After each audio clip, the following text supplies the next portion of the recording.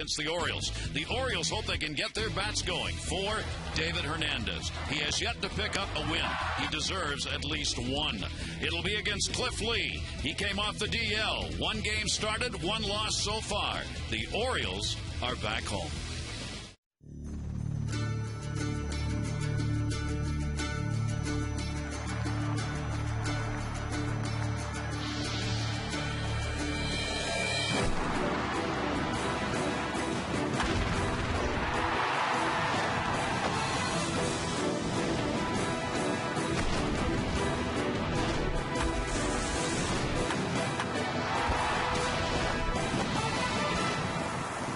It's the Orioles on Masset, and welcome everybody as the Orioles return home. Minnesota, the last 4-game series where the Orioles split against the Twins. Seattle in town tonight, opening up the first of 3. Hi everybody, I'm Gary Thorne for the Orioles. No team has played fewer home games than have the Orioles. They have won 4 and lost 8 so far, so they hope to take advantage of some home cooking. In this game, 2 teams who offensively are struggling mightily.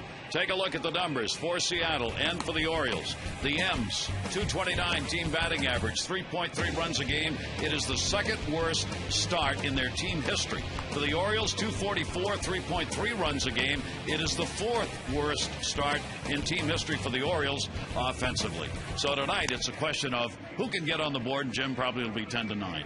Well, yeah, and I think that would surprise everybody. The Mariners changed hitting instructors on Sunday morning. Alan Cockrell really took a bullet for the club. They go out and get Alonzo Powell. They score 8 runs. Got a couple of guys hit home runs back-to-back. They haven't done that in a while. But at the end of the day, it's really either of the teams are going to score a lot of runs. Who's going to pitch better? You would like to think, I guess, if you're a Mariner fan, it's going to be Cliff Lee. 2 years ago, won a Cy Young Award. But David Hernandez, he's comfortable pitching in this park versus on the road, and maybe this is going to be the night. He's got a 10-game losing streak.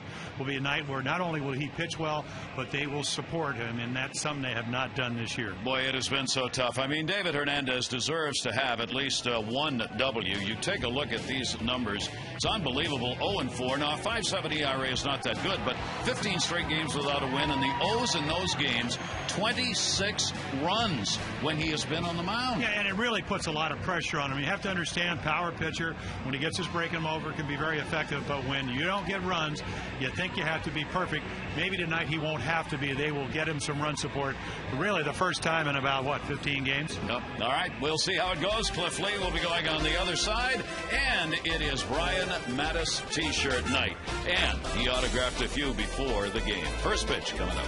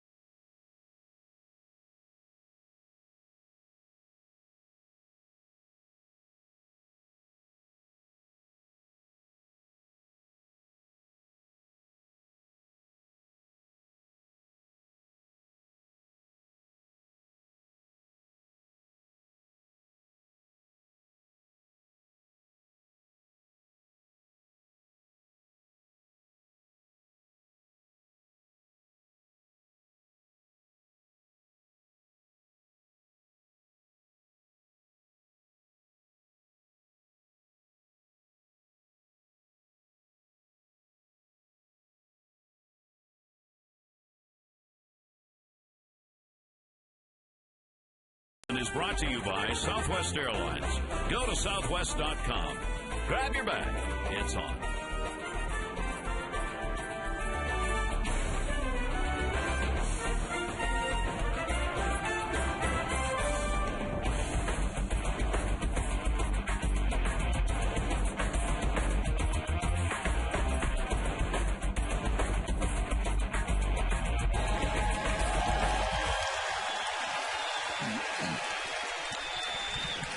And we welcome you as we get set for this first of three against Seattle. A little light rain falling. It's 45 degrees, and it is chilly for the start of this ball game tonight.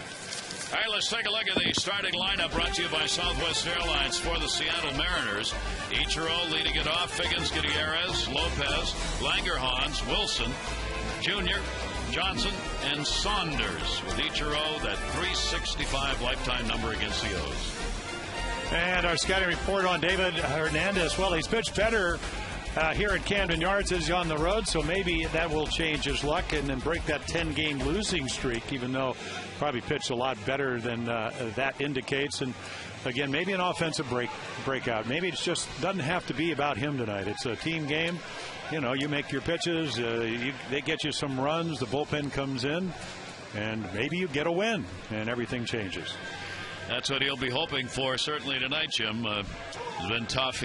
Kevin Millwood, Jeremy Guthrie, and some long stretches of looking for W's. And for the 25-year-old right-hander, this has been the longest on the Orioles staff, as he's had 15 starts without picking up a win. We'll talk about that as we move along here tonight. And there is the defense. Nolan Reimold in left field. Adam Jones, Gold Glover in center field. Markakis, the right fielder. Tejada, Izturis, Lugo, Garrett Atkins getting the start at first base. They hope that he'll get on the board with maybe his first home run of the year. And Matt Wieters in his first full year, second year in an Oriole uniform. Seattle had lost 8 in a row before the offense got going and came away with an 8-1 win in the ball game yesterday. They had a disastrous homestand. And we are underway as Ichiro stands in. And there is the man who has the highest average ever against the Orioles in their history. Ichiro will take that for a strike. Ichiro at 388 with a couple of home runs. Lifetime off the Orioles. And obviously, if Seattle's offense is going to click, Ichiro's got to be doing it at the top. He will pop that one up back into the seats, and a 1-ball, 2-strike count. Yeah, David Hernandez's third start of the year was against Seattle, and everybody the day after up in Seattle said, boy, sneaky. You know, he pitched a game where he didn't get a win because they only got him, gave up 3 runs, they only got him 1. But again, his best pitch is fastball, and of course when he can get his changeup and breaking ball over and pitch down in the zone, that's when he just really kind of brings it up a notch. Here's the 2-2 delivery on the way. Ichiro right back to the mound. Soft one. And Hernandez gets the out. And always important when you're playing Seattle. Anytime you get Ichiro, you've helped your cause on the mound. Well, their first 2 hitters, Figgins and Ichiro, are the guys that really generate their offense. They steal the bases. The amazing thing when you look at Figgins, I mean, how are you hitting 113 against right-handed pitching, and that reflects with his overall averages. The lefties, he's hitting well, but righties, and that's where you get most of your at-bats, I mean, really struggling, and they didn't expect that when they signed him to a 4-year deal for $36 million. Former Angel, top of the order guy, who just has not been able to get it done, and one of the reasons this offense is struggling so mightily. He's not had a hit in his last 12 at-bats, and he's not had a hit against the Orioles. He went 0 for 10 in the 3-game series in Seattle. Hernandez will get that in there for a strike, and it goes to 1-1. For David Hernandez, the left-hander's 278 this year, right-hander's 294 lifetime numbers against him. Not a lot of difference there. Pitch will be taken up high. Dave Tremblay talking about the need for Hernandez to be more efficient, that he's got to get these pitch counts down in the ball game in order to stay in. Well, it starts with strike 1, and then you just continue there, and you can see even in a fastball count where Figgins, as you mentioned, struggling, but looking for the fastball, didn't quite get it. So if you trust your stuff, I mean, when's the last time we've seen David Hernandez just throw 3 fastballs in the outside corner and take your chances? That's a pretty good way to pitch when you have great stuff. There you go. Evans is gone. He's out of there. Hernandez gets the strikeout, and there are 2 down. Well, David, again, the breaking ball, but his meat and potatoes right there, the 4-seam fastball. Been working on a slider. He's got a 2-seamer that he throws off that fastball, and there's the changeup. Doesn't throw it a whole lot, but he was sitting on the bench last week, and he said, I probably should maybe utilize that a little bit more. I said, well, at the right time, because it looks like your fastball. So we'll see how much he uses it tonight. Like to get through a quick inning. Here's Gutierrez. Gutierrez also has done a number on the Oriole pitchers. He hasn't had the number of at-bats to be up there among the all-time averages, but he's hitting .455 here in Baltimore. He's not had a home run here, but in this ballpark, .455, that's part of that big number he's got against the Orioles. Hernandez pitch will be taken down low.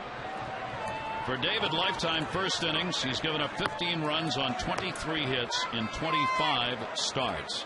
His first inning ERA is 5.4.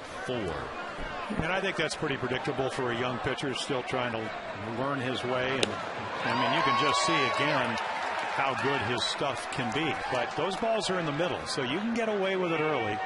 But again, I mean, right here, there's the glove for Matt Wieters, and you can see the ball run right back in the middle. So when you're throwing well, you have twilight, have a tendency to get away with that. But later on, as they adjust, that's when you can get hurt. And the home run ball has always been his Achilles heel. See ya.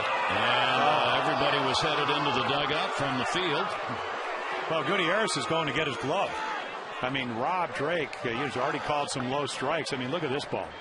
Knee high, right down the middle. El Centro. See if Hernandez can work around that. 2-2 delivery on the way. Gutierrez, he got him anyway.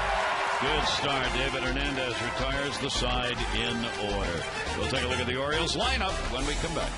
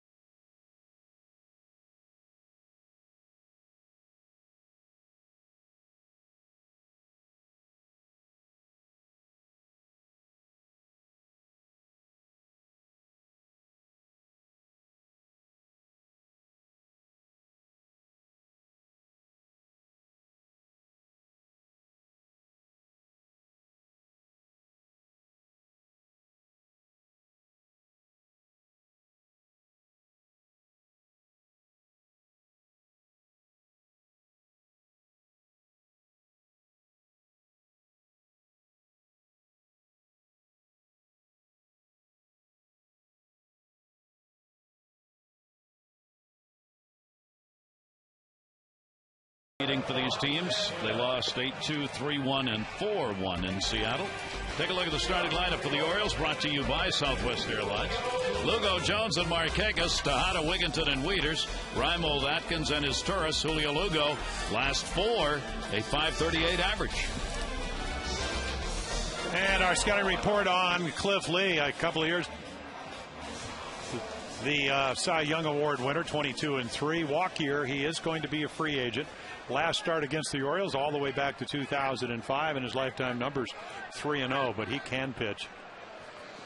So Cliff Lee, 3-0 against the Orioles, looking for the fourth, the left-hander. Here's Julio Lugo. Lugo fouls it back, goes after the first pitch.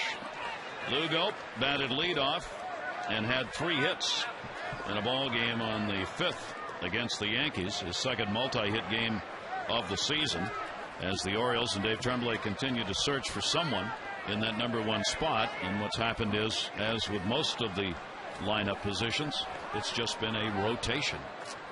0-1 delivery. Lugo, a fastball up high. 1-1. Well, it's not the first time, and he talked to Amber before the game, and he basically said, hey, not the first time I've led off. I know how to do it. I can bunt. I can hit the ball to right field. I can work the count a little bit. Can steal bases. That one into the rain. Center field. Gutierrez. He's got it. Lugo retired, and we're going to check in with Amber. Well, Gary, Cliff Lee gets Lugo out in just 3 pitches. Not exactly what Dave Tremblay wanted to see. He said before the game he wants his hitters to be more patient, especially in the first inning when they're allowing opposing pitchers to get off the hook very easily. In the 7-game road trip of the 7 games there, they allowed the opposing pitcher to get out of the first inning throwing 11 or fewer pitches in 2 of the games and throwing 16 or fewer pitches in the other 5 games. So Dave Tremblay wants to see a little more patience, especially from his leadoff man in the first inning, Gary. The Orioles have not done that all year. They are among the top 5 in the fewest pitches seen per plate appearance in the American League. Adam Jones has been one of those at the top of the order who's been going after some pitches. He's got a 3-game hit streak. Knocked down Wilson. Long throw and a fine play. A wet field, a wet ball, and a nice play. Yeah, and that's not Jack Wilson. He's got a hamstring problem. He's going to do a simulated game. This is Josh Wilson. The Orioles saw him. Of course, he played on 3 major league teams. They saw him with Tampa Bay, but it doesn't get any better than this. I mean, this is in wet turf. You got to catch the ball. You got to get your balance, which he really didn't do. He just throws it on the slide. Not on the run, but on the slide. And, of course, the other bonus is he hit a home run the other afternoon for the Mariners. Good play.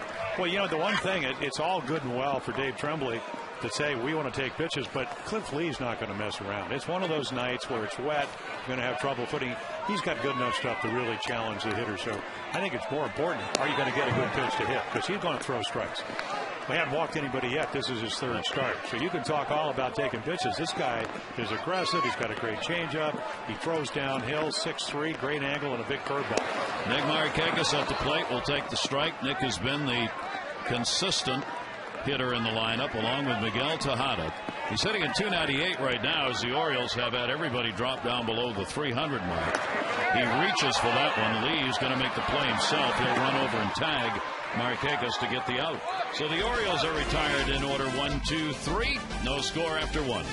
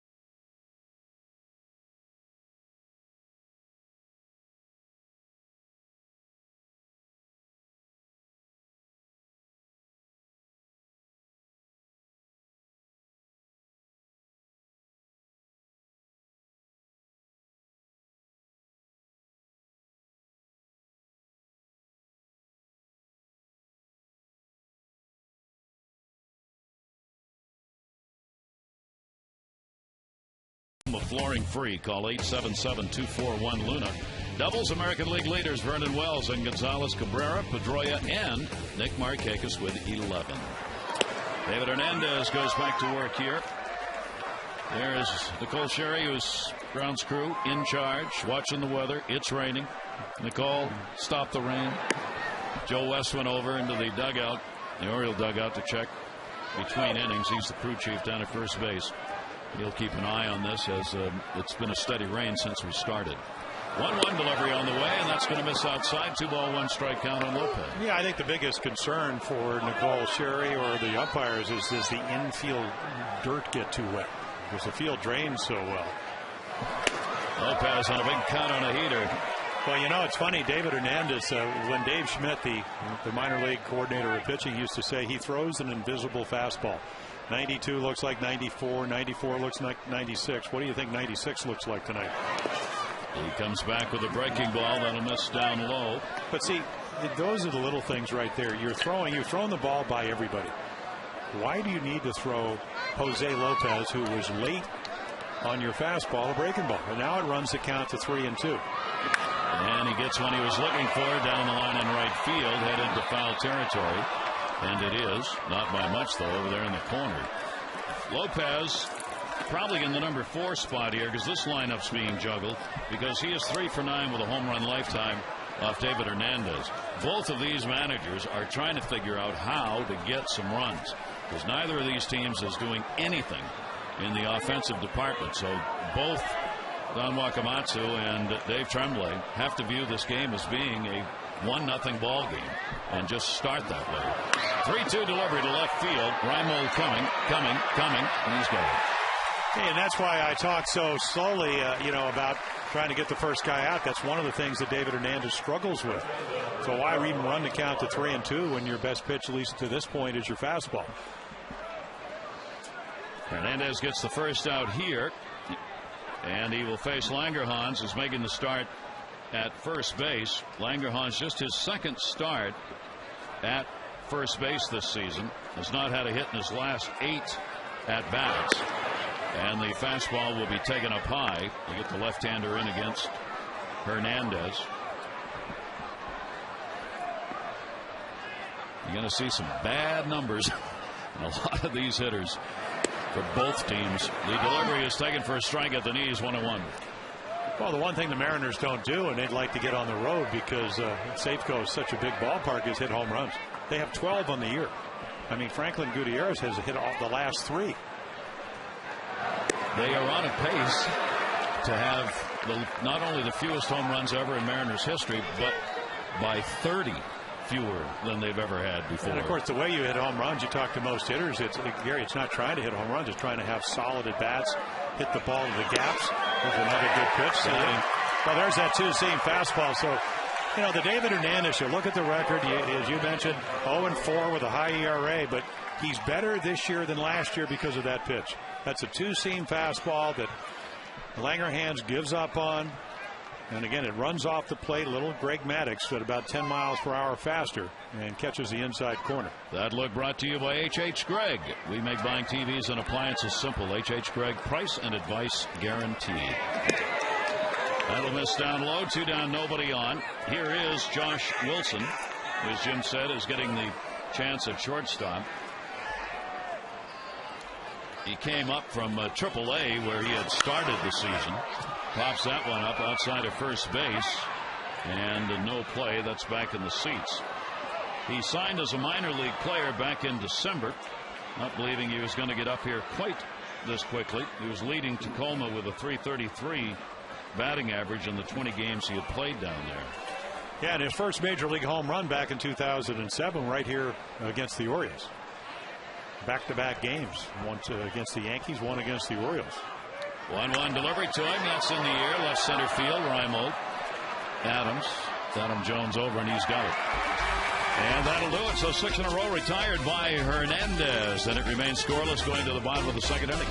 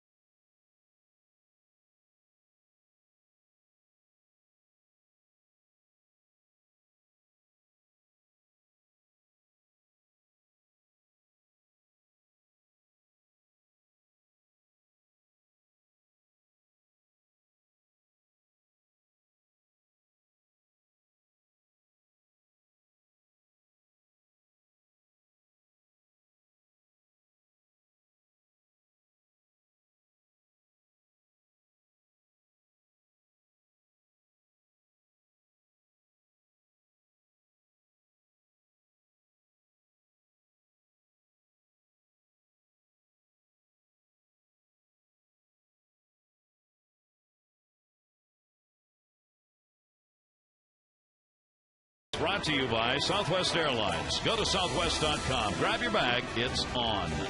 And by Mercedes-Benz. Experience truly great engineering today at your authorized dealer.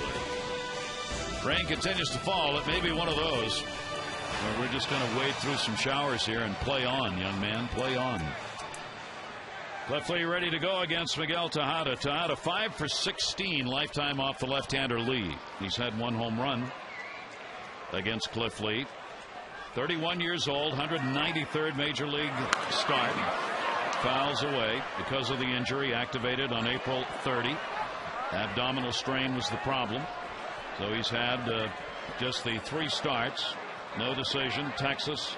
And in the last outing, he got his loss, the only decision against Tampa Bay. Tejada again, same place, 0-2. Well, they're the numbers right there. We told you 22-3. You know, a couple of years earlier with Cleveland, he won 18 games. They're the numbers against the Orioles. Last 9 starts. Look at those numbers. Now they haven't scored a lot of runs for him. He blanked Texas.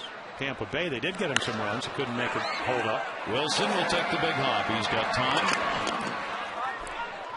They will make sure in making these throws to get a hold of the baseball. Interesting what his agent was quoted as saying in ESPN, the magazine. This is Cliff Lee's agent. 5 months away from free agency. I think that's the most likely scenario. We really haven't had any significant discussions with Seattle. I wouldn't anticipate a deal. The way I look at it, there will be in excess of 15 clubs seeking a top-end guy at the rotation with the resources to make it happen. And that's the day after he made his first start, a month after the season started. Not real good timing. I mean, you would think you'd be a little bit more smooth than that. I mean, you know, by the way, you know, now, of course, and this guy, Derek Bronnecker, I mean, he has said he really loves Seattle. Yeah. But by the way, there are 15 other teams out there. With money. Yeah. And I mean, isn't that tampering? I don't know. You would think it would be. Could be. I know it didn't make the fans up in Seattle very happy. After your first start. Here's the 0-2 delivery. That's going to be taken away by Ty Wigginton. Wigginton's the designated hitter in this ball game. He's 0 for 6 lifetime off the left-hander. Orioles have had their struggles again, as was true last year with the lefties. They are 2-8 against left-handed starters, hitting .252 off lefties. Now that happens to be better than their average against right-handers. That's .241, but neither of those is particularly good, and those hits have not resulted in wins against left-handed starters. Yeah, I don't find that real mind-boggling when your 2 home run guys are Markakis, a lefty. The slugging numbers go down against left-handers, and the same with Luke Scott. Wigginton off the end of the bat, Ichiro. And then you have to factor in who are the left-handers. He battled the rain on that one. And there are 2 down here in the second inning. That'll bring up Matt Wieters. Matt's got a 3-game hit streak going as he comes into this. He's found some power. And of all the Orioles against Seattle in the series in Seattle, he had the best numbers. So he has .290 average, 3 home runs, and 5 RBIs in May, and 5 for 12 with a double and an RBI against Seattle in that series. And Lee's fastball's taken up high. Switch hitter, of course, .263 right-handed, .293 left-handed. 4 home runs, 3 of them hit from the other side of the plate. Takes that for a strike, 1-1 from Lee. And I think that's what impresses me most. I mean, obviously, Matt's a switch hitter, but he does not swing early in the count, and this is what Dave Tremblay was talking about at too many pitchers' pitches. That one he got under. Infield, second base. Figgins. Uh-oh. And he doesn't get it, and he throws it away. Figgins battling that rain. It'll be an error charge on the second baseman. And Wieters is at first base. Yeah, wind, rain, bad vision, and couldn't snow cone it. You could see that one coming.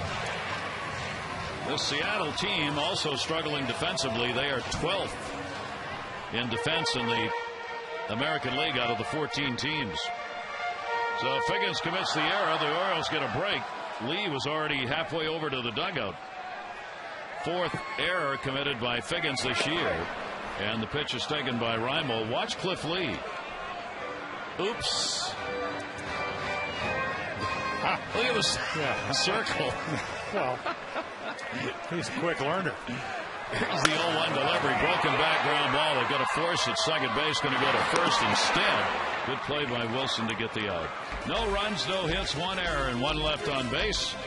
Now Hernandez will make sure there are 3 outs and come out.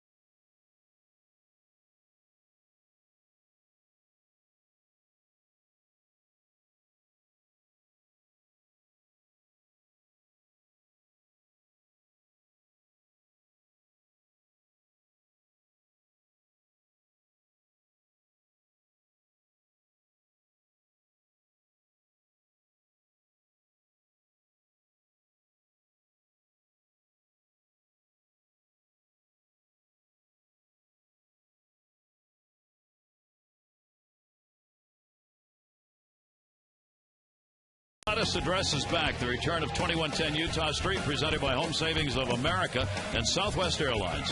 One low price. You get a reserved Utah Street bleacher seat, the exclusive 2110 Utah Street t-shirt. You're going to enjoy promotions, prizes, and more. Space is limited. For tickets, 888-848-BIRD to go to Orioles.com. Markakis and Jones. 2110. Here's Ken Griffey Jr. The ongoing story of has time run out on one of the game's great players. 630 home runs. Willie Mays next on the list. Takes that one in the air to left field. Rimold over. The unfortunate story about Griffey sleeping in the clubhouse got written during a game, and they needed him to pinch hit, and they found him sleeping. Look, that I can guarantee you, Jim knows better than I do. That ain't the first guy who's been sleeping in the clubhouse during a game when he's not playing. But anyway, it got written, and he's not hitting, and the team's not scoring. Can we afford to keep him in the lineup? Is his career over? Should he go to the club and say, all right, give me a couple of weeks, and if it doesn't come around, I'm done? Should the club say to him, you got a couple of weeks? Well, you're going to get 3 right-handers in this series, and I would imagine he'd play in each of those games. And the good thing, they're not in the American League East. The team's not running away. So they're still in the race, and they have to make a decision, and it's a hard decision. Don Wakamatsu knows better than anybody. Talked about it up in Seattle. He said, I have such respect for him. I mean, this guy's going to the Hall of Fame. And for a number of reasons, not only because of what he's done, the home runs, but just because he represents baseball. So we all know he's a great player. But Reggie once said, Diamond, because he called me Diamond Jim, he said, when am I going to know to hang it up? Pitchers tell you. Yeah. Just like the hitters tell you when you're pitching. And as great as he's been, you know what? And it's hard sometimes to look in the mirror and face reality. So that's why Jack Zarenzek is getting the big bucks as their general manager. He's going to have to make a decision, and it will be painful for everybody involved. 1-2 delivered to Johnson. That's going to be down to first base off the end of the bat. Atkins is there, and Johnson is retired. And they're 2 away here in the 3rd inning. So but David Hernandez getting some outs. The sleeping thing. I mean, first of all, Dave Tremblay made a great point. Who would have even told anybody? Yeah, it's nobody's business. Yeah. You know, there's been word he has a sleeping disorder or whatever. It's Ken Griffey Jr. And the point is, if they needed to wake him up, he could have pinch hit. Yeah. You know, Tommy Davis they used to have to get the mustard because he'd be eating hot dogs, shaving, and he'd come out and hit a line drive. You know, I mean, that's just the way certain guys are. And that is taken outside for a ball. Here's Saunders. He's been called up also because of injuries, getting a chance to play. He's in left field. He's a prospect for this team. It's his 3rd start in left field this season. He hit his first major league home run in the fourth inning of a ball game here a couple of days ago. His mom was on hand. It was a great story. His mom's been battling cancer for over a dozen years, and she came to the ballpark, and he, who had not had a major league home run, got his first with his mom in the yard. It was I mean, a very emotional moment for both of them. On Mother's Day. On Mother's Day. Yeah. Yeah. So he really he's been through a ringer here the last couple of days, and getting called up from Double-A ball to play. And that's what he can do. That's into the corner. Markakis will chase it down. Saunders on his way to second base. He will go in with a double, and there's the first hit of the ballgame. And it's extra bases, and there's not too many lefties, whether you're, he came in 3 for 6. Not too many left-handers that don't like it thigh high in the inside corner. Watch where this ball runs. You can see Matt Wieters has to reach all the way across the plate. So again, it's not that your fastball is not effective, because it is. It's just he didn't make a good pitch with it, and Saunders was waiting. So with the runner on, that'll bring up Ichiro with an RBI chance in the ball game here with 2 down. Ichiro's hit 17 of the last 22 ball games he's been in. He's had 5 hits in his last 10 at bats. Never faced Hernandez before. And the pitch is going to be taken up high for a ball. This is where Hernandez gets tougher. The tougher the situation, the better he does against hitters. That has been his young history. 182, 2 down runners in scoring position. And that one has popped up. Tejada coming over, and on the railing will not have a play. So Seattle with their numbers down offensively went out and got a new hitting coach. Yeah, Alonzo Powell was down at 888 Comey, made the drive up on Sunday morning when they let Alan Cockrell go. And then, he did win 4 batting titles, 94 through 96. Ichiro is in the other league. He's in the Central League, and well, those are some pretty splendid numbers for both of those guys. Big 1-1 delivery. Ichiro comebacker again. Wow. Hernandez has retired him twice on little hoppers right back to the mound. No runs, 1 hit, no errors, and 1 left on base. It's scoreless.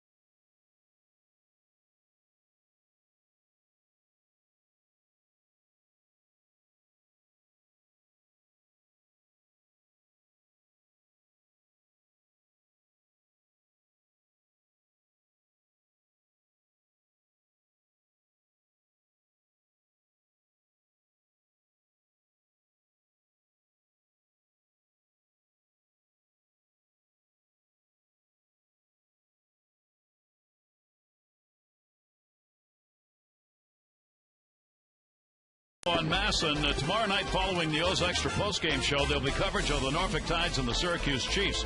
Troy Patton and Steven Strasburg are going to be going against one another. Your chance to get a look at a couple who are expected to be at the major league level, and maybe sooner than later. That's going to be tomorrow on Masson following the O's Extra postgame show. Chance to see a couple of young pitchers, much talked about. Cliff Lee goes back to work here. He's got Atkins, Asturis, and Lugo due up. Atkins had a couple of hits and 8 at-bats in Seattle in that series. 31-year-old Lee with a 1-0. Cliff Lee last year, after winning the Cy Young the year before, last year was 14-13. He did have a very fine 3.22 ERA. Checking the 09 numbers on him, since those were the full season numbers. Left-handers hit 241 off him, and right-handers 283. He surrendered 17 home runs last year, 14 of those hit by right-handers. Yeah, and he's done a great job on getting the leadoff batter out, 87% coming into tonight's game. And you mentioned the fact that neither of these teams score very often. Orioles 12th in runs, the Mariners 14th. I mean, the leadoff walk, manufacturing run might be the difference in this game. Yep. And now, I mean, they've been waiting for Garrett Atkins to hit for power. I mean, right here, 3-1. Look for a fastball out over the plate right there. That run to right center field. Ichiro's there. And one down in the third inning. Atkins retired. That'll bring up Cesar's Torres. He's gone back and forth from the leadoff spot and the number 9 spot.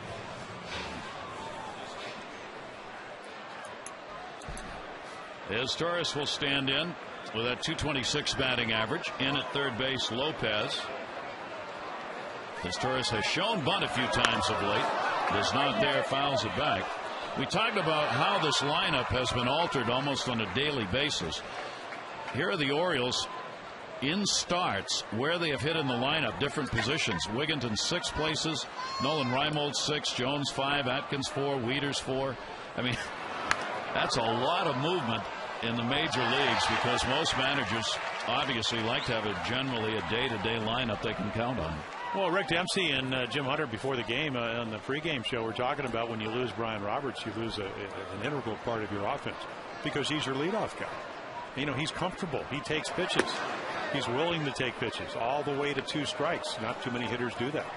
So there's a guy you can just pencil in there, and then everybody else, depending who's pitching. I mean, you got Tejada, who could be on most teams a good number 2 hitter with 199 hits in the National League. Dave Tremblay hasn't had that luxury this year. But they don't have a cleanup batter, so Tejada has to play that role.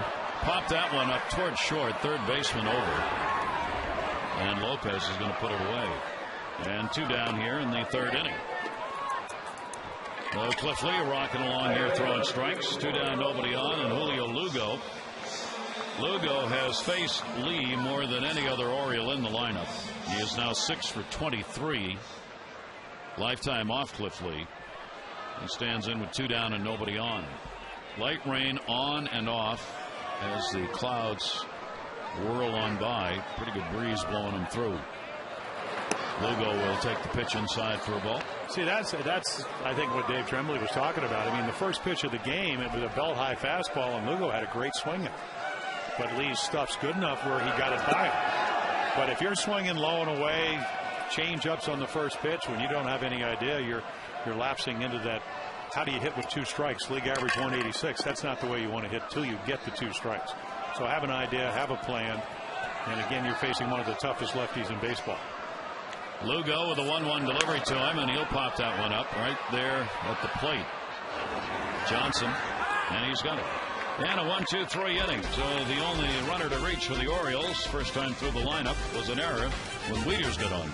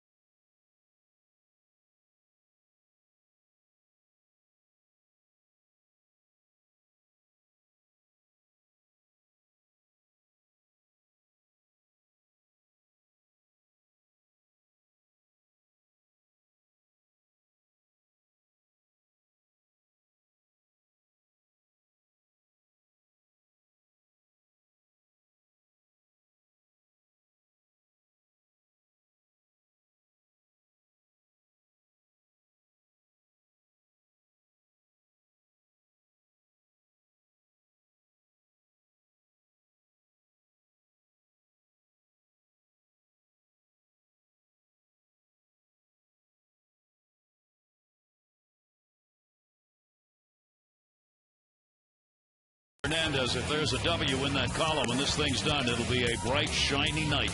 He does not have a win thus far, having gone 0-4. Hernandez has started with no walks and 3 strikeouts. Now, keep in mind the history for David here. He has lost his last 10 decisions. He has not won in 15 starts. His last win was August 11 last year. In those 15 games, the Orioles have averaged 3 runs per ball game for the whole game. When he's been on the mound in those games, they've only scored 26 runs in those 15 starts. He gets the ground ball to second base, and Figgins is retired on the slow roller. The Orioles invite all Little League players and coaches to sign up for Little League Day at Oriole Park on Sunday. Pre-registered Little Leaguers get to parade around the warning track. They'll see some Oriole players along the dugout route, and you can get your team signed up. 888-848-BIRD. Go to Orioles.com for details. One away in the 4th. Gutierrez and then Lopez coming up. Gutierrez 3 for 8 lifetime off David Hernandez, and he gets a strike in. Gutierrez at 319. He's brought some consistency in the lineup with 3 home runs, 18 RBIs. No question he's an offensive star in baseball right now, and one who's probably going to be around for a while. Well, they signed him to a 4-year deal, over $20 million, and he had the best rating, at least fielding, of any center fielder in the American League last year. And that's why they went out and got him. Solidify up the middle. 1-1 delivery to him and a fly ball to center. Jones. 2 down. And again, you have to read the bat, and for David Hernandez right there, you know, if that ball's in a little bit, it goes to left center. So a pretty good swing, but your fastball is good. So just keep using it. And what he's done tonight, kept the ball in the ballpark, got the leadoff hitters on, has yet to walk anybody. And that's what you need to do when you're pitching against. They can talk all you want. You got to get their hitters out, but you are pitching against Cliff Lee. You know you don't have much room for error. So you just do the little things you need to do to keep your team in the game and keep the other team off the board. Jose Lopez. 1-0 delivery to him. He had a 1 for 12 in the series in Seattle against the Orioles. Lopez batting in the cleanup spot in this ball game with a .220 batting average, a home run and 12 RBIs. Well, 25 of them last year and 42 doubles. 41, 42 doubles the last 2 years. 2-0 delivery. Well, that's the count you really get into trouble with him.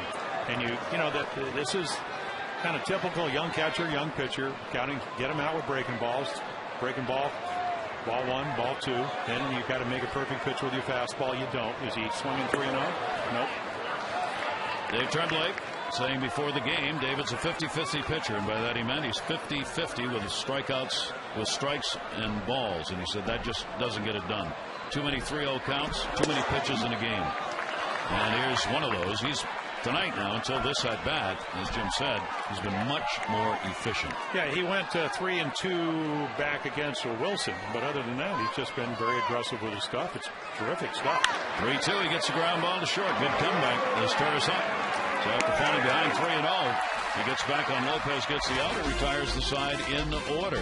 Scoreless, M's and O's.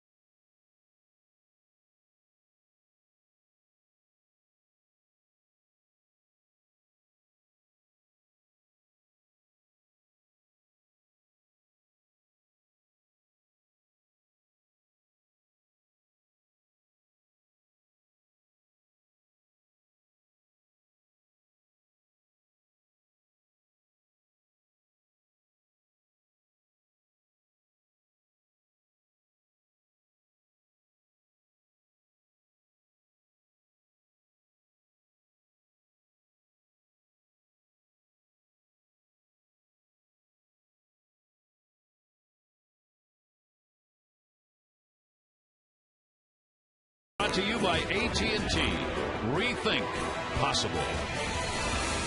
Gary Thorne, Jim Palmer, and Theo Harris. The Orioles returning home, where they are 4-8 to open up this series on a cold 45-degree rainy evening. Here in Baltimore, no score, as both pitchers dominating early. Jones will lead it off. Markakis and Tejada to follow here in the fourth inning. Jones grounded out his first time up. Adam with the 3-game hit streak coming in, trying to get that average up out of that 220 area. And that'll be strike one. Jones against the lefties on the season. 3 for 32. That's a 95 batting average against left-handers. Yeah, righties, he's hitting almost 270. Tries to bunt. He went after it. 0-2. But he bunted at a ball. And again, I mean, this is a young kid trying to get on base. Lopez now with 2 strikes. See, you always want to bunt 0-0. And the reason you do that is because if you bunt with 1 strike, they go back to where they were playing before. If you do it 0-0, you at least get them in for two pitches, or at least 2 strikes. That's when you want to bunt. 0-2 delivery on the way to him. Adam last year, for comparison purposes against left-handers, hit 246. 295 off righties. So this year just has not happened. 1-2 delivery. That'll be to third. Lopez. One away here in the fourth inning. No runs. No hits. 1 left on for the Orioles. No runs. 1 hit, 1 error, and 1 left on for Seattle. Well, congratulations to Dallas Braden on Mother's Day with his grandmother in the stands, pitching the perfect game. You know, kind of like a hole-in-one. If you ever have a hole-in-one in golf, you figure that every time you play a par 3 after that for about the next 6, 7, 8 months, you realize I can have another one. Nick Markakis. You're getting my point here with Cliff Lee. And I liked A-Rod's response, because A-Rod had the thing going with him about crossing over the mound, get off my mound, blah, blah, blah. And A-Rod said he'll be remembered for the things he does well. Good for him that he pitched a perfect game. That was right thing to say. Nick Markakis got a base hit, so Nick gets out of an 0 for 10 as he delivers a 1-out single here in the inning. And we're going to check in with Amber if we could find her. Amber? Well, Gary, I'm hiding. A .313 batting average for Miguel Tejada against Cliff Lee, and he tells me he's at the top of his list as far as tough lefties in the league. He said he doesn't quit and he throws strikes. But when I asked him who he does not like facing as far as lefties, a surprising answer, he said Jamie Moyer. And I said, even at 47 years old? He said, even at 47 years old? He said, because he throws slowly, he knows how to pitch, and he said, I always seem to foul long balls off of him, but I never put anything into play. But in defense of Jamie Moore, he had that shutout Friday night against the Braves, Gary. I think a lot of hitters, Amber, have said that about Jamie Moyer. A lot of guys holler from the dugout, throw the ball! Jamie's out there looping that stuff up there. And well, yeah, he's looping it in pretty good places. Yeah, you know, he can really make his pitches. Yep, and he can pitch into righties, down and away. Well, you know, when your fastball is 82 or 3, but your changeup 78, it can still be effective, especially if you stay out of the middle of the plate. The major league hitters aren't used to seeing that slow. He pitches under the radar gun. Yeah, so it takes the timing off. Well, Dick Bosman was his pitching coach along with Mike Flanagan here in Baltimore, and they both said, hey, you can use your changeup like most guys use the fastball, and he has. Here's Tejada on a big cut, fouls it back. Markakis on with the first hit for the Orioles at first base. Tejada grounded out his first time up. Miggy coming in with a 6 for 27 road trip. Unfortunately, the final 3 games in Minnesota, he ended up with an 0 for 12. And now he's got an 0 for overall, an 0 for his last 14 going. Yeah, the pitch he just fouled off, and they actually have had better cuts against Cliff Lee than the Mariners have had against David Hernandez, because he's been very aggressive. He got some balls up. They just haven't been able to hit him. That one's going to be sliced down the line in right field. Ichiro going over. Markakis on his way to third. Ichiro up with it. Here's the throw to the cutoff man, and they'll hold him. Markakis had no chance to score, and it is a double for Tejada. Second and third with 1 away. Well, there's your hitting count, 2-1. Real good pitcher on the mound. Looks for a fastball. It cuts in a little bit. He just slices it inside the foul line, and there's Ichiro waiting for it.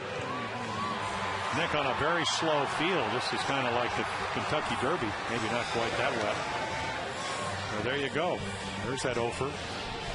Takes care of that with a 2-bagger. Now the Orioles get a chance to go on top. Ty Wigginton flied out his first time up. Wiggy 263 with runners in scoring position, better than the team average of 220. It's a shot at Lee right here, looking for his first hit off him. He's 0 for 7 lifetime against the lefty, and a timeout called at the plate. Lee trying to keep that hand warm, and that's going to bring Johnson out. He wanted the timeout to get the signs, I think. Well, Matt Wieters on deck, and you make a decision here. You get a sense. And Lee's, he watched them. The Mariners lost, 8 out of the 9 on the homestand? And they scored, 12 runs in those games or something like that? I mean, 1.25. So he knows he's not getting a lot of runs. And Wiggy will take a strike on the outside corner. So we haven't seen him throw a whole lot of breaking balls. Haven't seen that big overhand curveball, but this is a situation where a former Cy Young Award winner wants a strikeout. And he's doing it against a guy that doesn't have good numbers against him, as you mentioned, 0 for 7. 0-1 count on Wigginton. Runners off second and third, and he'll take the pitch down low. These two teams so much alike because their offenses are struggling that for the Mariners, 17 of their 31 games have been decided by 1 or 2 runs. I mean, that's a lot of 1-run, 2-run ball games. And the Orioles have gone through that same kind of situation. So when you get a chance like this, you just have to get at least a run in. Well, the bonus for Wiggy is that he doesn't have to get a base hit. He can look for a ball up even though the count's 1-1. And you can see Cliff Lee threw that last pitch 96. So you're going to see a little extra. And this is why he's a very, very special pitcher. He doesn't want to give up a run. He doesn't want to give up a run because that's not what good pitchers do. He doesn't want to give up a run because he knows he's not going to get many runs. And David Hernandez is pitching very well. 1-2 count on Wigginton. Wigginton hitting .250 off the lefties, 50 points lower than against right-handers so far this year. He hit better against righties last year as well. 1-2 strike count. O's looking to get a run in. Wigginton is protecting, fouls out up into the second deck, and it stays at a ball and 2 strikes. Where would the Orioles be without the offense that has been provided by Ty Wigginton this season? Been the Orioles leader in home runs with 10, 20 RBIs, 7 ahead of Miguel Tejada, who's second on the ball club, along with Wieters with 13. And a surprising offensive thrust early on. 1-2 delivery, and again fouls it back. Yeah, pretty good swing right there. Looked like a change up or something that stayed up. You really haven't seen Cliff Lee have to use his whole arsenal. But right here, you'll probably see the whole bag of tricks because he wants a strikeout, especially with this count. I think a lot of times you figure, well, maybe I can give up a run. But when you get to 1 and 2, you're thinking strikeout, especially when you have his capability. Of course, Ty Wigginton just wants to get the ball in the air somewhere. That'd be a nice bonus. 1-2 delivery again on the way, and Wigginton again fights it off as the battle is joined. Wigginton and Cliff Lee going at it. Dave Tremblay just hoping on this homestand that the Orioles can get it going. Their numbers have not varied. The Orioles are hitting .244 on the road. They are hitting .244 at home. Run production 3.4 on the road, 3.2 at home. Almost identical. 1-2 delivery again. Wigginton goes down swinging, so Lee wins that battle. First strikeout.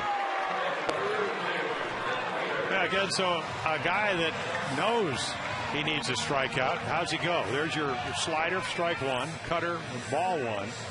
There's a pitch to hit, swings through it. Then he's battling for his life. Still 1 and 2. Couple pitches to hit, but on the corner, and then that slider. The pitch he started him with, he strikes him out. Backdoor slider that you just can't give up on if you're Ty Wigginton. He swings through it. So it'll leave it up to Matt Wieters. With 2 down, 2 in scoring position, and this is where Matt has struggled. And he will foul it straight back. Hitting only .214 with runners in scoring position. He's had a dramatic differential with runners on and when the bases are empty. Well, the Orioles need the big hit from their catcher right here. Single by Markakis, double by Tejada. They are still out there, and now there are 2 down. And Wieters to third. Lopez. And the Orioles pass by a scoring chance. No runs, 2 hits, no errors, and 2 are left on. Still scoreless.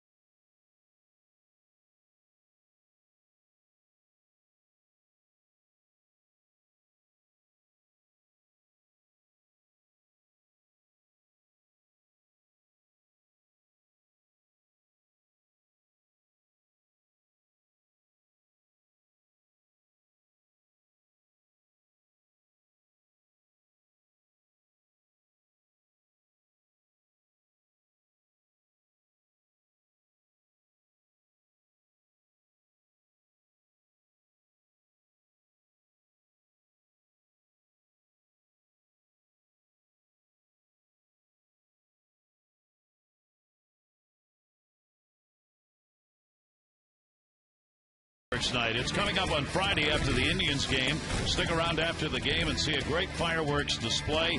And every Friday is AT&T Student Night. All students a left field upper reserve seat for just $6 with a valid school ID. 888-848-BIRD or Orioles.com.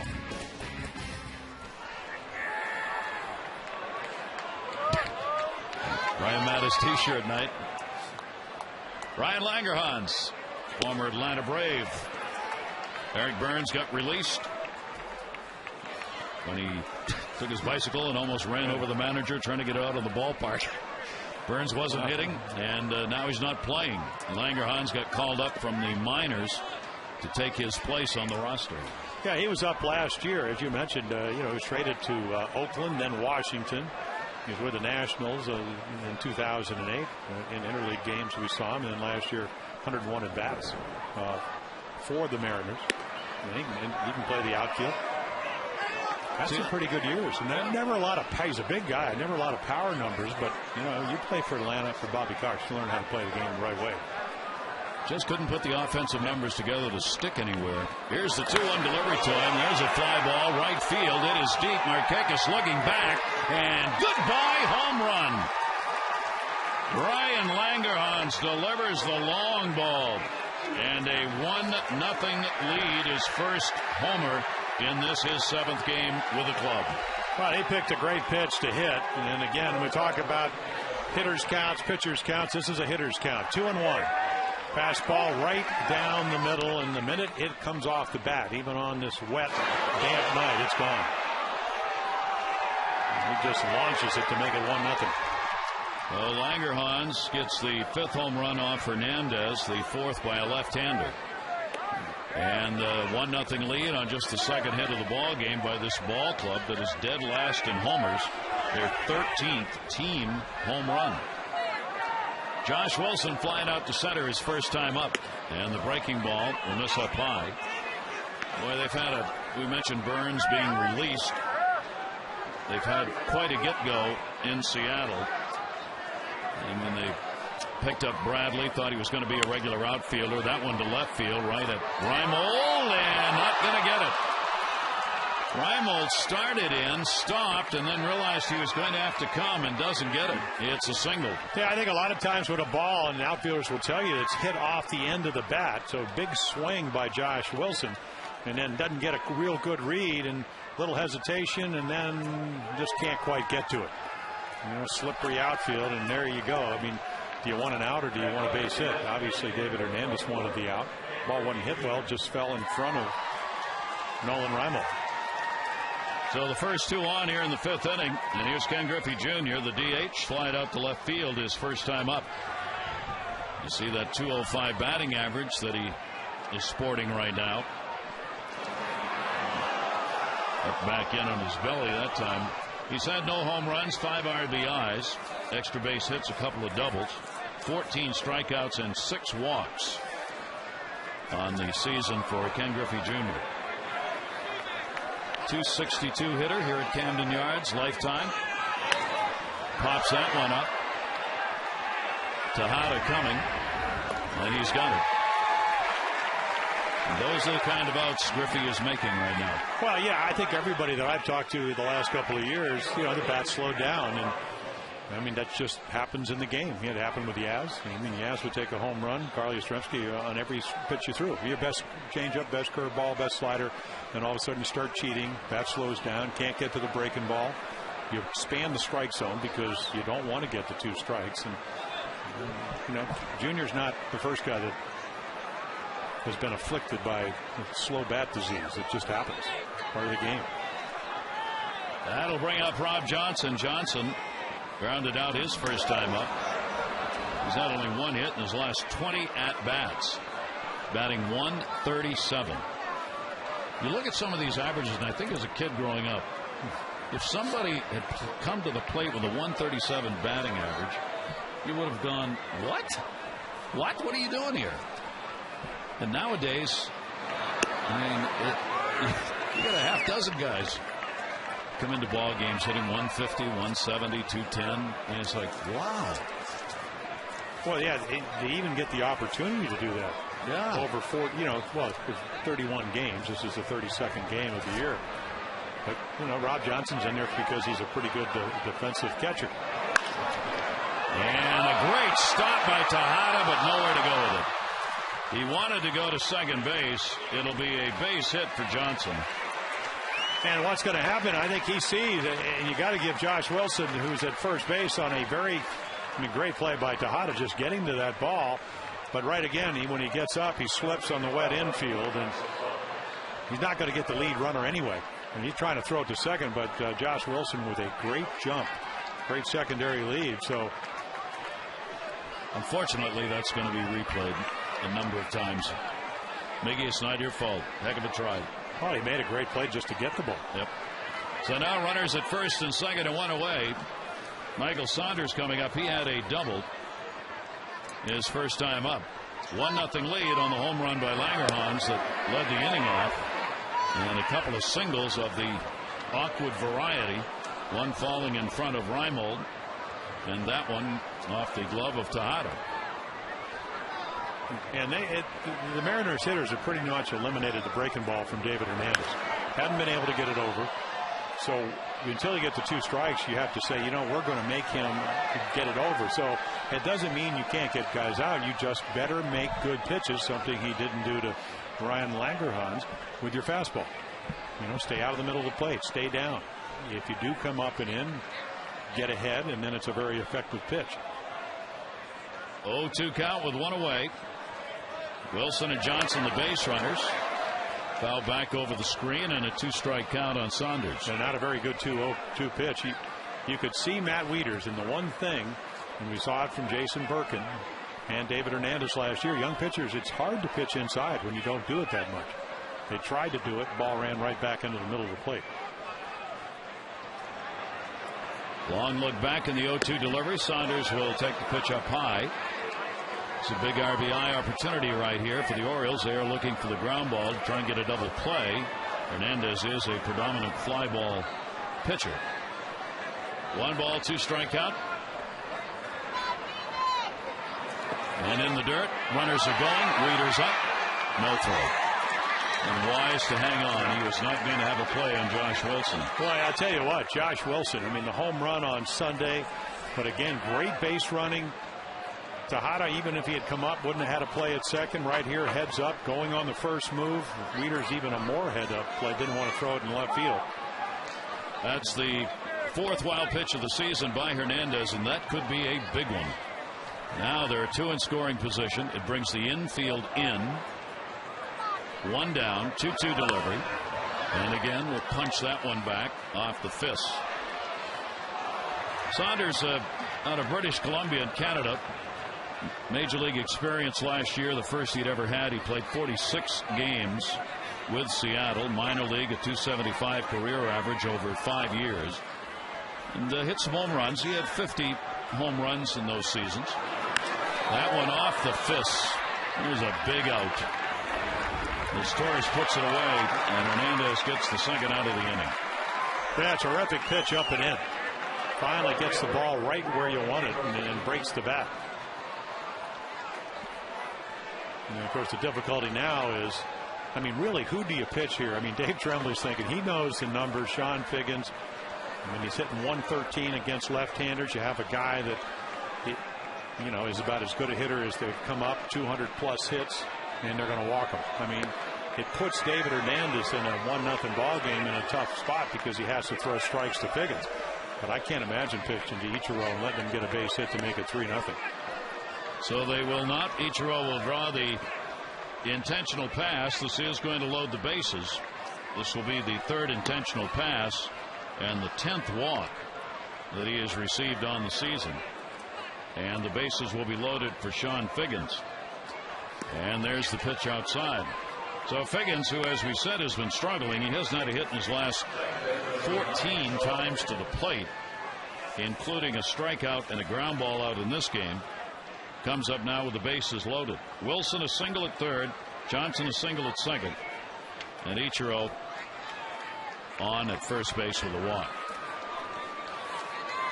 And Seattle gets the 2-out opportunity. Out of the stretch. And the breaking ball will miss down low, ball 1. Yeah, I think the only breaking ball that David Hernandez has been able to throw over was the ground ball that Figgins hit on a curveball, or kind of a slurve to the second baseman Lugo.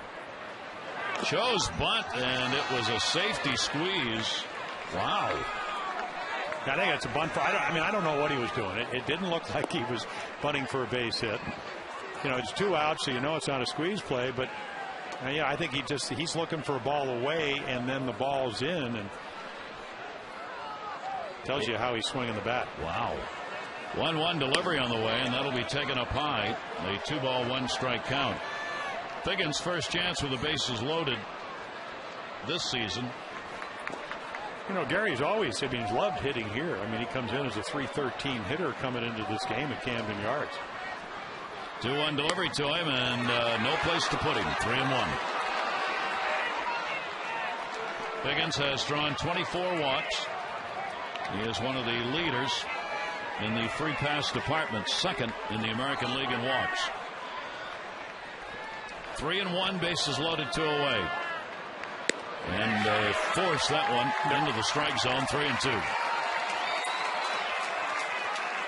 And if you're David Hernandez, you do exactly the same thing with the bases loaded. You take your chances. Make a good pitch, throw it for the middle of the plate, let it run away, and hope that Figgins makes an out. 3-2, 2 down, 1-0 lead for Seattle. Figgins with a sacks full. 3-2 delivery to him, and walked in a run. So a bases loaded free pass. That'll be an RBI for Figgins.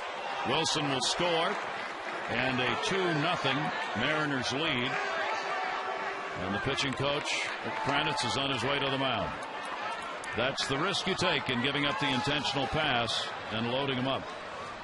But certainly with Ichiro up, as Jim said, really not much of a decision. I don't think, you have to do it. And you don't think that Dave Tremblay didn't know that. Even Rick Kranitz, the pitching coach, is saying, do we want to put that much pressure on a 24-year-old right-hander? David's birthday will be in a couple of days, May 13th. But, boy, that's a tough situation. But, again, how did you get to 3-2? Breaking balls. Hadn't been able to get it over. Tried to throw him 2 of them, both for balls. Now Gutierrez will take the ball to center field. Jones is back. And he's got it. Gutierrez is retired. So Langerhans delivers the home run. Then there was the bases loaded walk. Now these Orioles need to get their bats going. O's trail 2-0.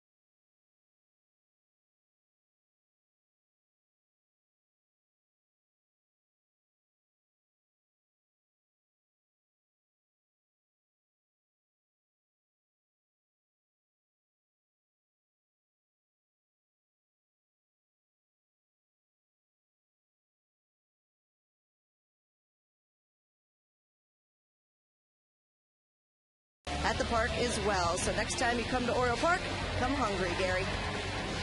All right, I am.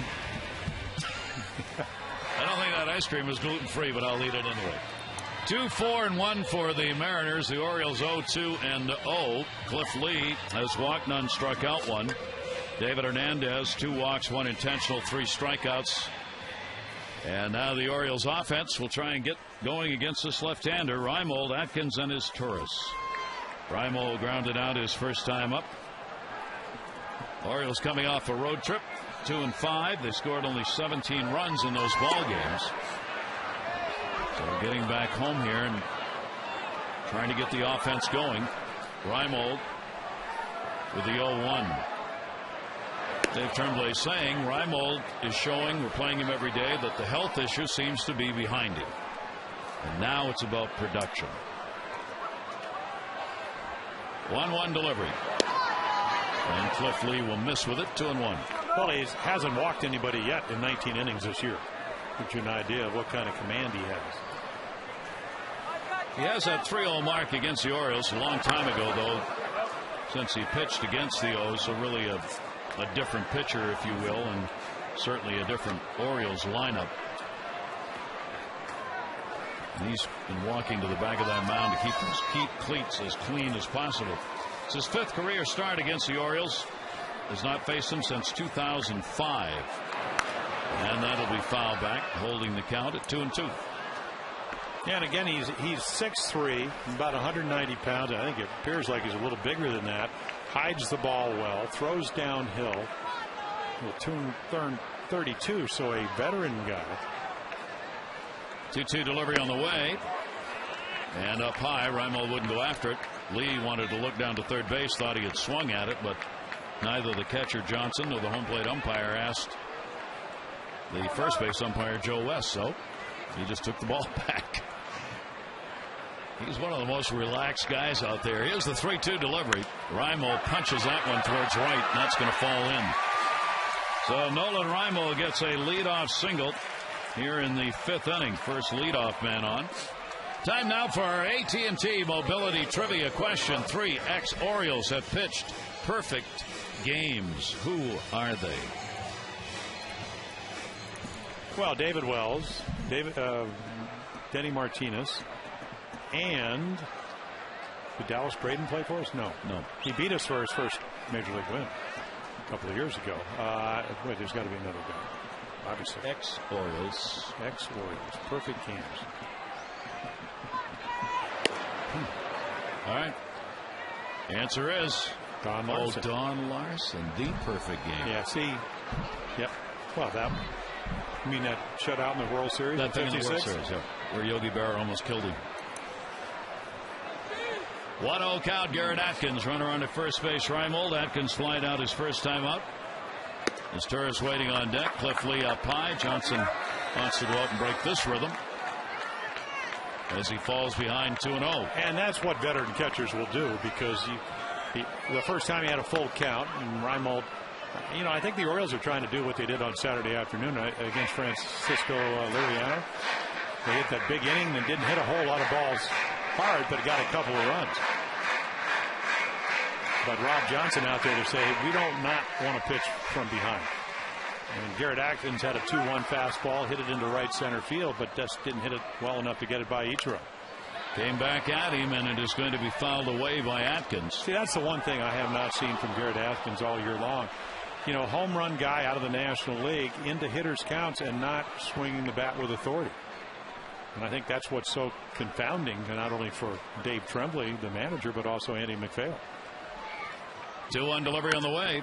That one is popped up. Shallow right. It's a long run for everybody. Figgins gets over there and puts it away. The second baseman. So Atkins is retired. He's 0 for 2 in the ball game. One away in the fifth. Reimold back to first base. And that will bring up this Torres, who also popped out. Grounds crews coming out. That's a warning sign. There may be something heavier in the way of showers close to the ballpark. One down. As Torres with Reimold at first base. Cliff Lee with a good move, so not a big lead and not good traction out there with the wet dirt anyways, is it? There's the biggest lob toss you'll ever see over to first base right there. That was a rainbow. He just lobbed that one over there. Cliff Lee, like most good pitchers, if he gets ahead, you're in trouble. If you get ahead, you got a chance. And he's ahead on the count hitters, only 227 off him last year. That one right off the facade down by that grounds crew. He's a first strike guy. Get ahead of you. The chances diminish. Head in the count. 167. Behind in the count. Much, much better. Trouble is, you don't get a lot of those chances. Well, you're right, because he's very aggressive with his stuff. But then again, he's, compare him to David Hernandez. He's got tons and tons of experience. He's thrown a couple of pitches 96, but only when he needed to. I mean, he pitches under control. He pitches out of the middle of the plate. And he's not afraid to throw strike one. He doesn't need to be perfect. It's tough to hit. There's the percentages in this ball game, 61%. So that's what Lee wants. And Hernandez would like to get that up, that average. 1 ball, 1 strike count. Reimold leadoff single is running. Ground ball to second base. Figgins trying to get him, won't. Yo, he did! A double play! Close play at second base, and Figgins made it work. And Wilson with a tremendous pivot. Watch how close this was. Reimold was running. 1, 2. Woo.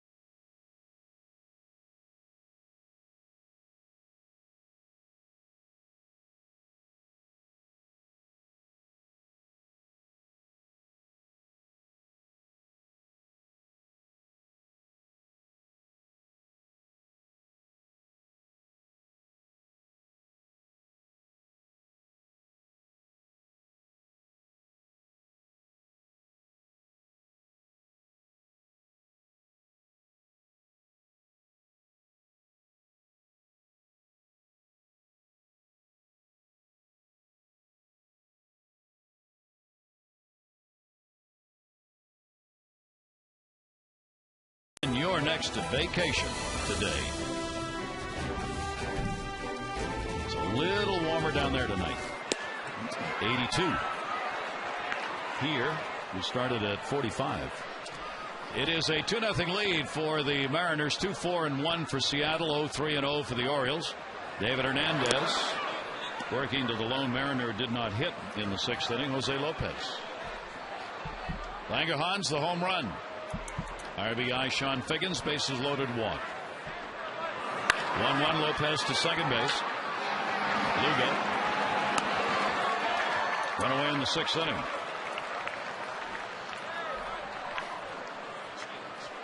Little baseball history. Wasn't as good as Jim Palmer, but almost. Cy Young. On this date in 1904, he ended a streak of 23 no-hit innings. He pitched a perfect game. Then he pitched 2 innings in relief the next day, then 6 innings in relief the next day, and 6 innings in relief the day after that.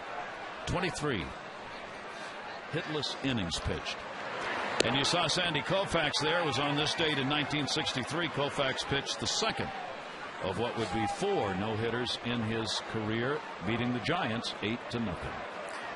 Yeah, one of the great rivalries in baseball back in that era. Yeah. The Giants and the Dodgers. Breaking ball. That one's going to be bounced. Langerhans, the home run in the 5th inning, is first. He's 1 for 2 in the ball game. I wonder how Willie Mays hit off of Koufax. We can find that out. Yeah, I know. I mean, it'd be a nice little matchup. Willie Mays off Koufax. Or McCovey. That's in there for a strike from Hernandez. 1-2. David Hernandez trying to get that first win. His correct lifetime record, career record, 0-2 against the Mariners. This is his 3rd start. The others came in Seattle. Both of the losses. 1-2 delivery. Got that one by him. Strikeout number 4. Well, I mean, totally different at bat than the home run at bat, because he got behind Langerhans and he hit a 2-1 fastball. This time he gets his breaking ball over earlier. Now all of a sudden 1-2. The ball, where you can see it run back. It's not where the glove of Matt Wieters is, but again, there's some question in Ryan Langerhans' mind. What is he going to throw? Because he's behind in the count. Makes a big, big difference. 2 down. Here's Josh Wilson. Fouls it back. By the way, we went back and looked at that double play. Let's give Angel Hernandez credit out there, the second base umpire. That call he made on Reimold, he got it right. It was that close, but they got him. That was a double play and a good call by Hernandez at second base. Reimold, who was running, that's a good play by Figgins to get him. Good off-speed delivery, foul tipped into the mid. 0-2 on Wilson. Yeah, well, Josh Wilson wants to get that another home run with that swing. Breaking ball, it stays up a little bit. He helicopters on it. Boy, he's had a nice game, defensively and offensively for him. 0-2 count, Wilson. That'll be in the dirt. Here's that double play. Watch how close it was. Yeah, and as a second baseman, you got a 2-0 lead, and right here, if you're Figgins, there it is. He gets the glove, and then Wilson able to clear Nolan Reimold and make the throw. I think Figgins figured even if we don't get the guy at second, which was Reimold, we'll get the, if I get it to him quickly enough, we'll get the out at first. But they get the bonus package. Really a nice play. Willie Mays hit .278 with 5 home runs off Sandy Koufax. Really? Yep. That's why he's got 660 home runs. Now, do we have a good crew in that? Oh, we have an amazing crew. Unbelievable. How'd you hit, Sandy? 330 off Drysdale for Mays. How about that? No wonder he threw at him. He used to knock him down once a game. You hit 200 off Don, you were going to get thrown at. Yeah, and back then they'd actually tell you. Yeah, I'm going to hit you. Yeah, you know, you're going down. Maybe once, maybe twice, maybe more than that. Just be ready. And then they'd get up, and they didn't even wear the helmets. And wear the, and then he went to that inside helmet in your hat. Yep. The walk surrendered to Josh Wilson, the 3rd of the ball game. Visit Orioles.com for your chance to win the Nolan Reimold Bobblehead Night VIP Experience Sweepstakes. One lucky winner is going to receive 4 VIP seats and VIP parking for Wednesday, May 26 against the A's. You could get 4 passes to watch batting practice on the field. And a great chance for you. You can enter today at Orioles.com. Ken Griffey Jr. will stand in with 2 down and a runner on at first. Griffey has flied out and popped out. He had 3 hits against the Orioles in the series. In Seattle, he went 3 for 7. Junior stands in here. All kinds of press people on hand from various media groups to talk to Griffey about the story today and where he is in his career. I really hope, if it's time, that he's the one who goes to the club and says, you know something, give me a couple of weeks, and if it doesn't work, I'll be back to see you and we'll work this out. Shift is on. Fouls that back, straight back, 1-1. Well, if you're going to put the uniform on, I know Boog Powell came up to the booth about 10, 12 years ago and said, hey, we always think we can still do it. And when you put the uniform on, I mean, you get the opportunity. And pretty black and white. Either you do it or you don't. And the difference is, and they were talking about in the pregame, Rick Dempsey made a great point. He said, and Jim Hunter alluded to it too, that when you're 40 years old, are you having a bad start or is your career over? If you're 24, 25, 30, hey, just a bad start. Yep. Got all year to figure it out. 1-1. Hernandez gets that one up high. 2-ball, 1-strike count. A 2-0 lead as the Mariners got the home run by Langerhans and a bases loaded walk by Figgins to get the 2 runs in.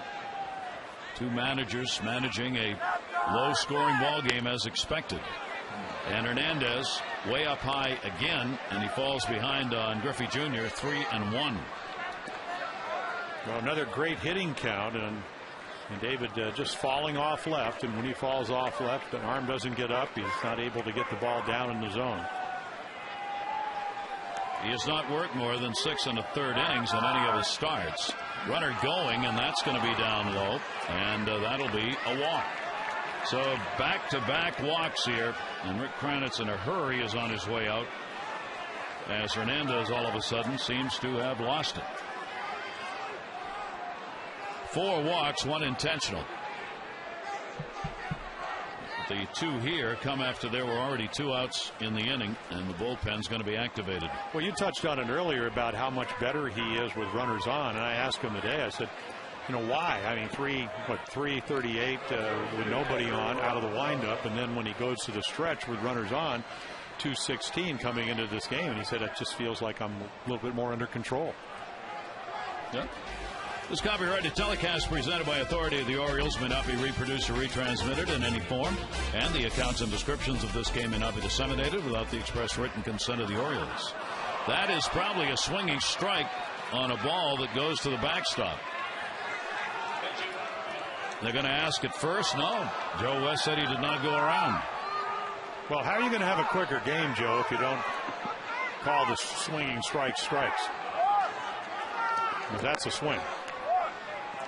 Wieters doesn't block it. Ball goes to the screen. So now all of a sudden you're 1 base hit away from trailing 4-0. It's the second time Hernandez has done this. It's the second wild pitch that has moved runners over to second and third, and his 5th wild pitch of the season. Jason Birkin in the bullpen. 1-0 count. Rob Johnson.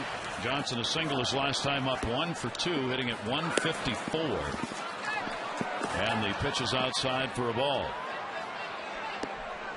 And Hernandez all of a sudden here with 2 down, just all over the place, way out of the strike zone. 2-0 count on Johnson. Gets that one in there for a strike. Well, another game, Gary, where I think he's probably felt he had to be perfect. A lot of that is lack of offense. The Orioles had 1 opportunity against Cliff Lee. The other part of it is Cliff Lee's, as we mentioned, a very special pitcher.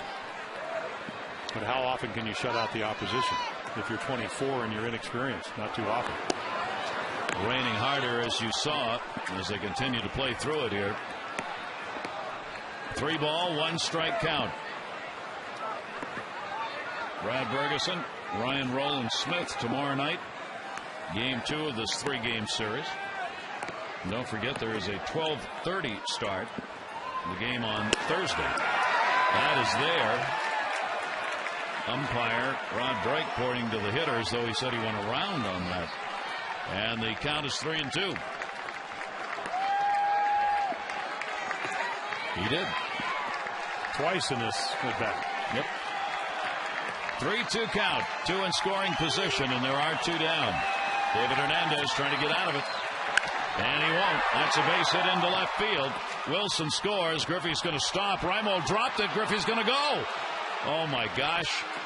Wow. There's one sloppy play. There'll be 1 RBI on that.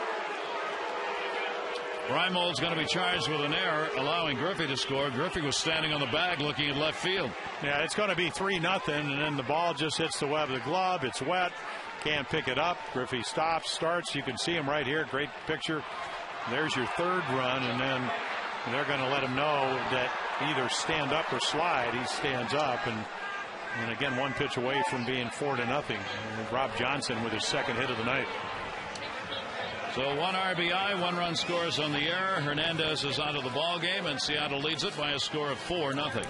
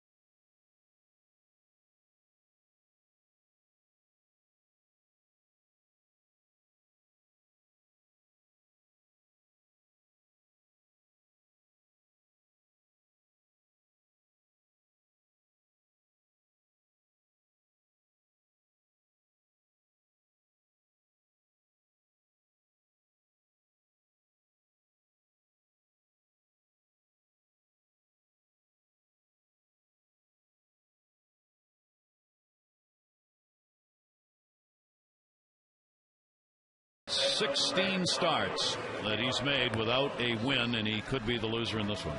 Yeah, he could, and of course Jason Birkin will have something to do with that. With the runner at second, he comes in. You can see pretty glowing numbers.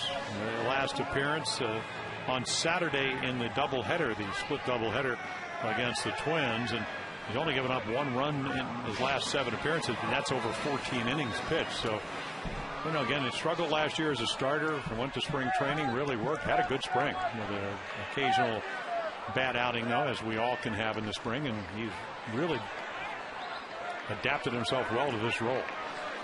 So now 1 out away from getting out of the inning, but a couple of runs in here and a 4-0 lead. And that is inside. Saunders up. He has doubled and popped out. Base runner still the responsibility of the starter, David Hernandez. Jason Birkin working to Saunders. 4 hits in his 8 at-bats since being recalled. That's going to be a base hit into right field. They're going to wave him home. Markakis up. Markakis has got to play at the plate. The throw off the line, first base side. RBI. Saunders gets it, and it is a 5-0 lead. Well, new hitting instructor, new approach right here. The youngster Saunders gets the run in. Johnson was 1 for 16 with runners in scoring position. He got the 3rd run in. Reimold makes the error, and then right here, you know, similar pitch that Saunders doubled down the line on, and that was just a fastball inner side, inside of the plate, and there's your 5th run. All charge to the starter, David Hernandez. 5 runs, 5 2/3 innings. Now Ichiro up. Ichiro, an intentional pass his last time. It bounced back to the pitcher. His first 2 times up in the game. He shows bunt. Tejada was back. He saw it and tried to lay it down. Fouls it off for a strike. So that will move Tejada in a couple of steps anyway. Yeah, see how you do it, 0-0. So at least Miguel's going to have to play in And he'll play in anyway because of all the infield hit capability of Ichiro. I asked Dave Niehaus, does he bunt much? He said only when he doesn't think he's swinging well. Good time to do it. Well, when is that, though? July 20, 1910. Not too often. 0-1 count. There goes the runner. Here's the throw by Wieters and the tag, and he's out. Matt Wieters throws out his 8th in 19 chances. That will do it in the inning, but not before 3 have crossed, and it is a 5-0 Mariners lead.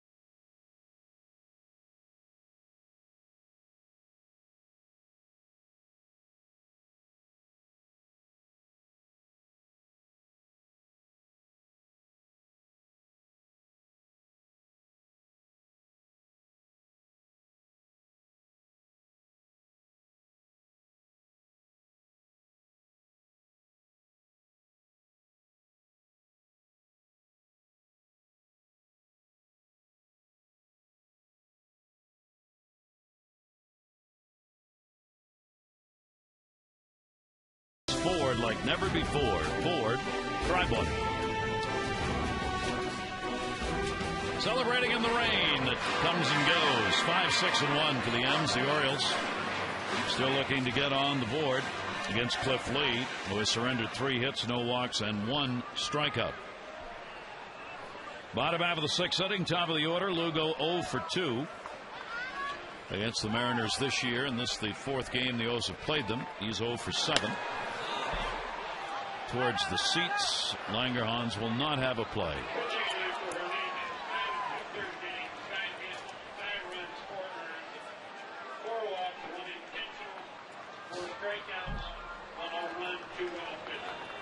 It is cold, 45 when we started. It certainly hasn't gotten any warmer tonight. Fortunately, the rain has passed through relatively quickly. The pitch is taken, as you would expect with the Orioles. The hard luck in trying to find runs like Seattle has resulted in a tremendous differential from last season so far. 1-1 away. You look at the numbers for the Orioles. The biggest change in runs scored from last year to this year to this point, it's the Orioles. They're down 1.7. Then the Indians, Blue Jays, Rangers, and Angels. Those are the offenses that have dipped the most from last year to now in runs per game. Lugo in the air to center. Gutierrez is there. 1 away. Let's take a look at the upcoming schedule presented by the Maryland State Highway Administration and remind you to click it or ticket. 2 more with Seattle, including that Thursday 12:30 game. Then the Cleveland Indians will be in. 2 night games and the Sunday afternoon game. You can log on to MASSonSports.com to win a Masson prize pack from the Maryland State Highway Administration.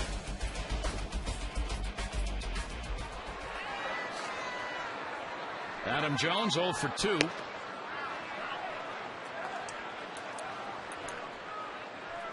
Cliff Lee has held that scorecard pretty clean. Yeah, the big outs. Wigington with runners at second and third.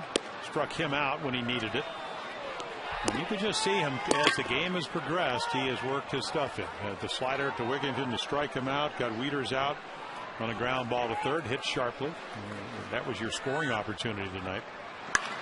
Jones to right. Adam ball Ichiro. And there are 2 down here in the 6th inning. So Jonesy hits a couple of balls hard, and that's what you have to keep doing. I mean, that's a quality at bat. You can't hit the ball any harder than that. I mean, he just hit a screaming line drive. It was a good pitch to hit. You know, are you hitting in bad luck? Probably, but if you keep it up, that luck will change. It's just the nature of the game. Cliff Lee, with a 5-0 lead, can afford to make some of those pitches a little sweeter and fatter than he might have otherwise. So you try and take advantage of it. Nick Markakis has singled and grounded out. And Nick will take it for a strike on the inside corner. Nick had reached an 0 for 10 before he got that single, but he has been the hottest hitter in the lineup. .358 average over the last 17 ball games and 8 multi-hit games included. Fouled away, and he's behind Lee 0-2. Well, the amazing thing about Nick, and I get pretty, I guess, indicative of how good a hitter he is. He's came in hitting about 50 points higher against left-handed pitching. And you really, I think the league has made a decision that we're going to let him hit singles to left because really don't have that prototypical 4th place guy behind him. He's that good a hitter, so hey, let him have a single to left. Keep away from the long ball. Keep away from the, you know, the type of hits that accelerate your slugging percentage, and that's what you do with good hitters. 1 ball, 2 strike count, and Markakis will take it down low. Long ball has recently been acquired by Markakis again. He's got a couple on the year now with 12 RBIs for the Orioles.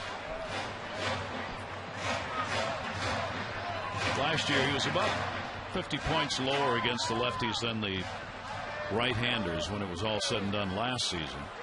2-2 delivery on the way. Chopper. Lee's got a cover. Langenhans. Nice throw. Good coverage. Good play. Side retired in order here in the 6th. Seattle on top in game 1 of this 3-game set.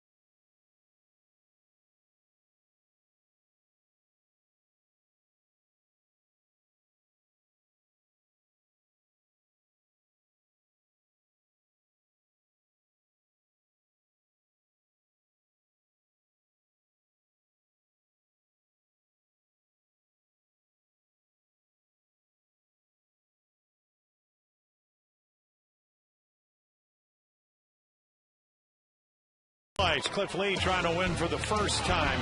Couple of big outs with runners at 2nd and 3rd. Orioles do not score. And in the 5th inning, Ryan Langerhans, the solo home run. Defense on a wet night, not as good as you'd like. And then aided by the walks. The Mariners come up with 3 more runs in the 6th inning to take a 5-0 lead. 1 unearned run on the board, by the way, in that 6th inning. There you see the line. Hernandez out of there. Could be the loser. Jason Birkin is on in relief. Inning ended with the caught stealing. So Ichiro, who is at the plate, starts it out here. Ichiro rips that one. That's going to go all the way to the wall. He's on his way to second base. Markakis will get it in. A stand-up double. And Ichiro's on to lead off the 7th inning. He doesn't ever hit the ball hard, does he? No. No. He hits it soft. He hits it hard. You watch him in batting practice. Looks like a guy that could win the home run derby. And you know, I asked Rick Kratitz, the Oriole pitching coach, how are you going to pitch him? You're just going to pitch him away and play him that way? He said, well, if we leave balls down and in, he does exactly what we just saw. he hits them real hard because he had great plate coverage and he doesn't swing and miss very often. John Figgins playing the bunt to Hada. Takes the strike. Figgins got a bases loaded walk in the 5th for an RBI. Otherwise 0 for 2 and 0 for his last 14, dumping that average down to that 182 mark. Figgins with 8 RBIs on the season. Still playing the bunt. He shows it. Down low, 1 ball, 1 strike count. When you come out of that Angel organization, you know how to play the game right. I mean, Mike Socia would say right now, we want 6 runs. And if you can get him over bunting him, or you can hit the ball to the right side, maybe get even a little bit more fortunate, but you need to get Ichiro to third base. You're going to have to play your infield in if you're the Orioles. That'll get him over. Atkins will make the play to the bag. Ichiro goes over to third base with 1 away. Join Orioles Reach in the Maryland Food Bank for the 24th annual Orioles Food Drive. It's June 4, 5, and 6. In addition to bringing any donations and non-perishable food items to Oriole Park that weekend, you can also enter a virtual food drive at mdfoodbank.org/Orioles. There you can enter to win tickets to the June 4 game and a chance to throw out the first pitch. It benefits the soup kitchens, food pantries, and emergency shelters throughout Maryland. Info 888-848-BIRD, or visit the mdfoodbank.org/Orioles. Now runner at third base. The infield is drawn in. Gutierrez 0 for 3 in the ball game. It's the RBI chance. He's got 18 of them on the year to lead the Mariners in that department. 2 triples, 5 doubles, and 3 home runs. He's piled up the extra base hits. 0-1 delivery to him. Birkin is inside, 1-1. Well, he's the guy, and the reason he has all those RBIs is he's over 400 with runners in scoring position. And here, of course, you're just, Jason Birkin would like to get him to hit something on the ground with his infield in. He's looking for a ball to get in the air. You have great speed at third, so it doesn't have to be that deep. He enters the game 14th in the league in average at .322. He's had 11 multi-hit games so far this season for Seattle. Well, Seattle right now is wondering, hey, maybe our offense has got it turned around. They finally put some runs on the board in yesterday's win, closing out that 8-game losing streak with an 8-1 victory over the Angels. And now they've scored 5 runs so far in this ball game. Birkin a good pitch to even the count up, 2 balls and 2 strikes. Don Wakamatsu's team 12-19, but only 5.5 games behind in the American League West. Led by Texas. Texas with a 4-game win streak coming into today. 2-2 delivery on the way, and that's inside. Trying to jam him and get that fisted ground ball. 3-2.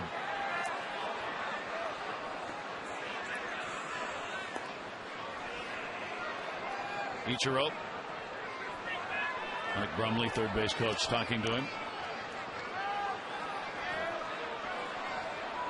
Tejada's fairly close to the bag, cutting that lead down since he's in. 3-2 delivery, and that's going to miss. So Birkin walks his first batter. That'll put runners on at first and third with 1 away. Checking the lineup card and the bullpen matchups. Yeah, that's almost a pitch around. If you don't make your pitch, you take your shot. They will now go back into double play position. And that's what you have to do sometimes as a reliever. Jose Lopez with the .217 batting average. First and third and 1 out. Birkin is up high to him, and Lopez will take it for a ball. Lopez has had only 7 hits in 36 at bats here in the month of May. His average has dipped down in the month of May to 200. Fastball, that's up high by Birkin, and a 2-0 count.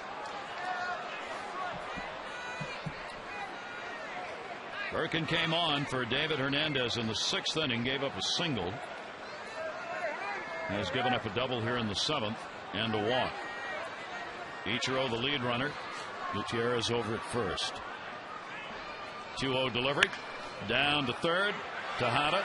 1. Relay to first, and the strategy works. They get the double play. No runs on 1 hit, no errors with 1 left on. 7th inning stretch time brought to you by Jack Daniel's Tennessee Whiskey. Please drink responsibly.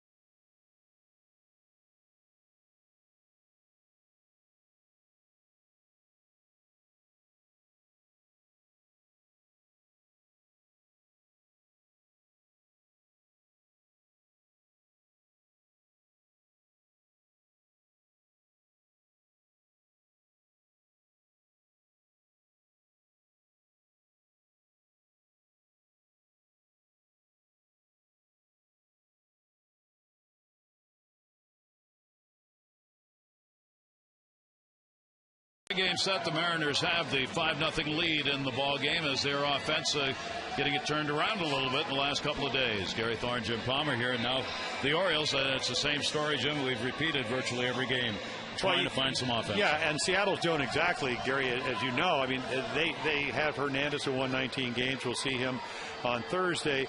They got Cliff Lee because they figured, you know what, we don't have to score a lot of runs. Exactly what he did tonight. He challenged the hitters early, went to his other pitches when he needed some outs. And David Hernandez pitched all right. It's just, just a couple of leadoff walks, the home run and so forth. So, the problem is that you have a guy that won a Cy Young Award pitching against an inexperienced guy. And usually he's going to win the ball game if he does what he's done tonight. And the Orioles haven't done anything to indicate that they're going to break out of the slump. They got shut out on Sunday, haven't scored tonight. Dave Tremblay said before the game today, talking about the fact that Cliff Lee was going to be pitching, he said, hey, look, we're going to start to get this thing turned around. Why not get it turned around against the best? Trying to put some positive on it for the players, give them a little bit of confidence, because right now when you watch these hitters at the plate, Jim, you don't see a lot of confidence. Well, I've actually seen some good swings tonight, Gary. It's just that his stuff's good enough. Again, he's gone from 91 to 96, strike one all night long. When he needed to strike out, he went to the slider. Last inning, he started throwing some changeups. And again, this is why he's Cliff Lee. This is not some guy that doesn't know how to pitch. It's not aggressive. And there's your little cut slider. So he can do a lot of things to get you out. But at the end of the day, the Orioles have had some good swings that just haven't done anything with them. So they've got the outs to work with here as we're in the bottom of the 7th inning. Tejada, Wigginton, and Wieters. Tejada's doubled and grounded out. At some point, though, the Orioles have got to stop worrying about his pitching, worry about hitting. Well, you're right. And they've had the pitches to hit, haven't done anything with them. Here's the 0-2 delivery on the way, and that's fouled back into the screen. I played on a really good hitting team. Early in the 70s, Mickey Lolich, who was one of the great left-handers of that era, he went back-to-back games against us once and maybe threw 3 balls in the middle of the plate. That has not been the case tonight. Nothing against Cliff Lee, because he's been aggressive. He's used all his pitches when he needed them. Yep. But this is not Cy Young who's throwing. He's giving you pitches to hit. They just haven't been able to hit them. Chopper down to third. Short hop. Nice play by Lopez. Tejada retired on a do-or-die play right there. It's even a better play when he catches it. I'm not sure he had to play this hop on a wet field. But Jose Lopez, last year's second baseman. And right here, big curveball. First time we've really seen that pitch. Takes the short hop, gloves it. And, of course, everybody has said he has really improved, playing well at third base, and we're just waiting for that bat to heat up. Good job. And he knew who was running, so he took that extra little hop step to make sure he made a good throw. There's the fastball to Wigginton. Wigginton has flied out, struck out. Wigginton had a couple of hits in Seattle. He was 2 for 10 there, including a home run in the series in Seattle that the Mariners swept. That's going to be a base hit into left field. Chased into the corner by Saunders. Wigginton on his way to second. He's got a double with 1 away in the 7th inning. A couple of doubles for the Orioles. This one on a slider. Now, when Lee needed the strikeout with 1 out back in the 4th inning, he struck him out with a slider, but it was away. You can see right here, and look at that Exmo by H.H. Gregg. Bat to the ball. The Orioles need to do a little more of that. get on the board. Waiters will get the RBI chance. Matt came up with 2 on in the 4th inning. Runners at second and third, and grounded out.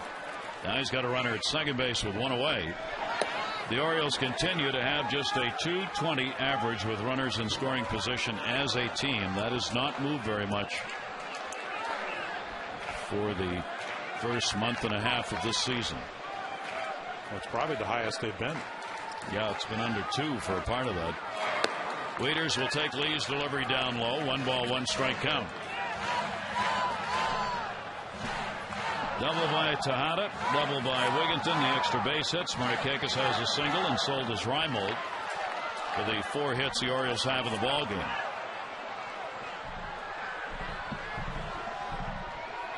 One delivery. That one in the air. Left field base hit. Late start. Wigginton waiting to see if there was any play, so he'll stop at third base. Wieters on with a single, though, and the Orioles have the corners covered with 1 away. Yeah, so that .214 batting average with runners in scoring position goes up. Doesn't get the run, though, because you're down by 5. You can't make a base running mistake. From up here, it looks like it's a hit all the way. Of course, Ty Wigginton, he doesn't think that, so he holds up, goes to third base. Prudent play. Nolan Reimold has singled and grounded out. Runners at first and third and 1 away. And this is where that double play ground ball has haunted the Orioles through the first month and a half.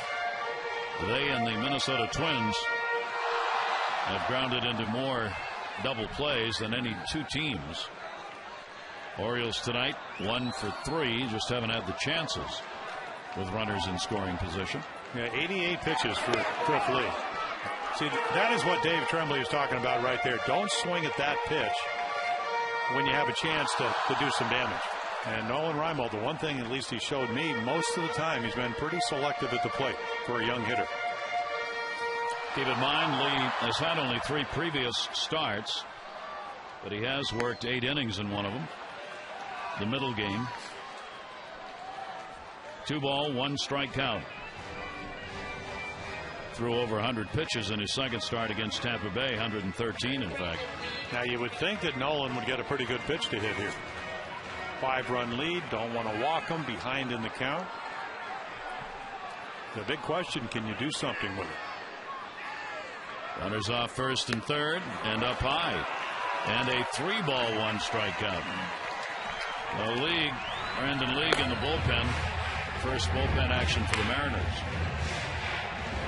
First time Lee has looked as though he might be tiring a bit.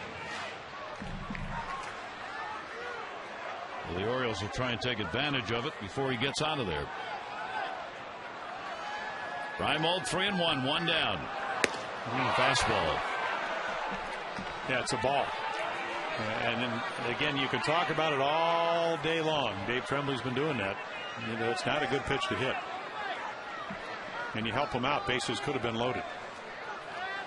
And I think that's just a mindset. When you're struggling, you try to do a little bit more maybe than you're capable of doing. Reimold goes down swinging.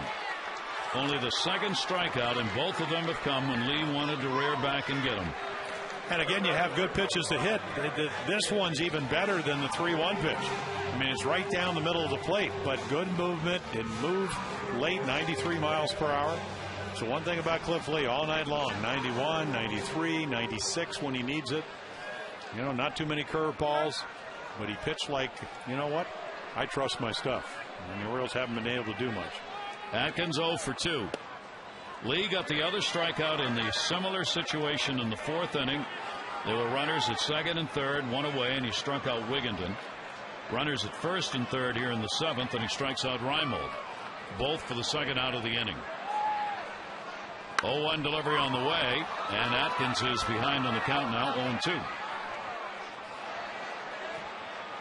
Atkins, the fly ball to right and the pop up to second. As the Orioles try and get on the board here in the 7th inning, trailing 5-0. Wigginton got the double. Wieters the single.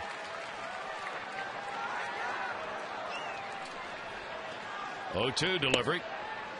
That will miss inside. A ball and 2 strikes on Atkins. Atkins finished up with a 1 for 12 in Minnesota. It looked like he had it going against the Yankees. He went 6 for 10 at Yankee Stadium, but the Twins pitchers cooled him off again. 1-2 delivery, blooped in the air, down the line. That's going to fall, and it is a fair ball. Wiggins scores. Wieters goes to third, stopping at first with the RBI is Atkins, and it is a 5-1 ball game.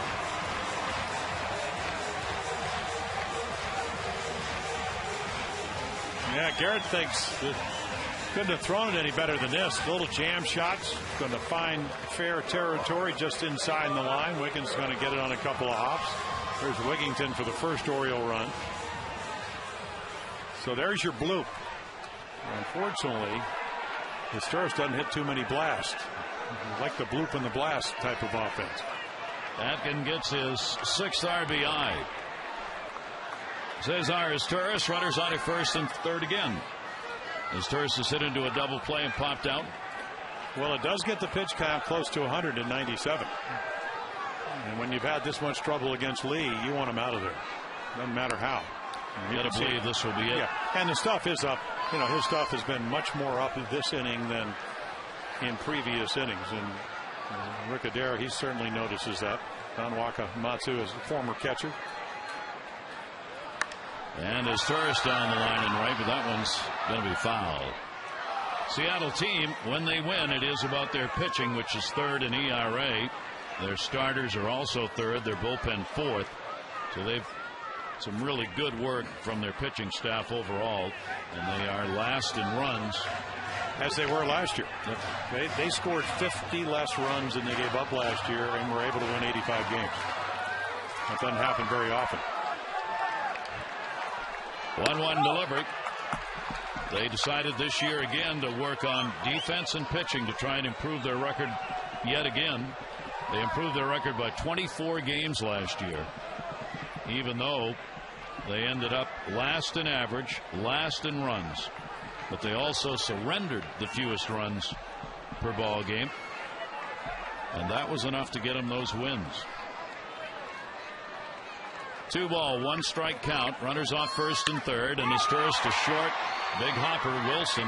Figgins for the force out. 1 run in on 3 hits, no errors, and 2 are left on base. Mariners lead it 5-1.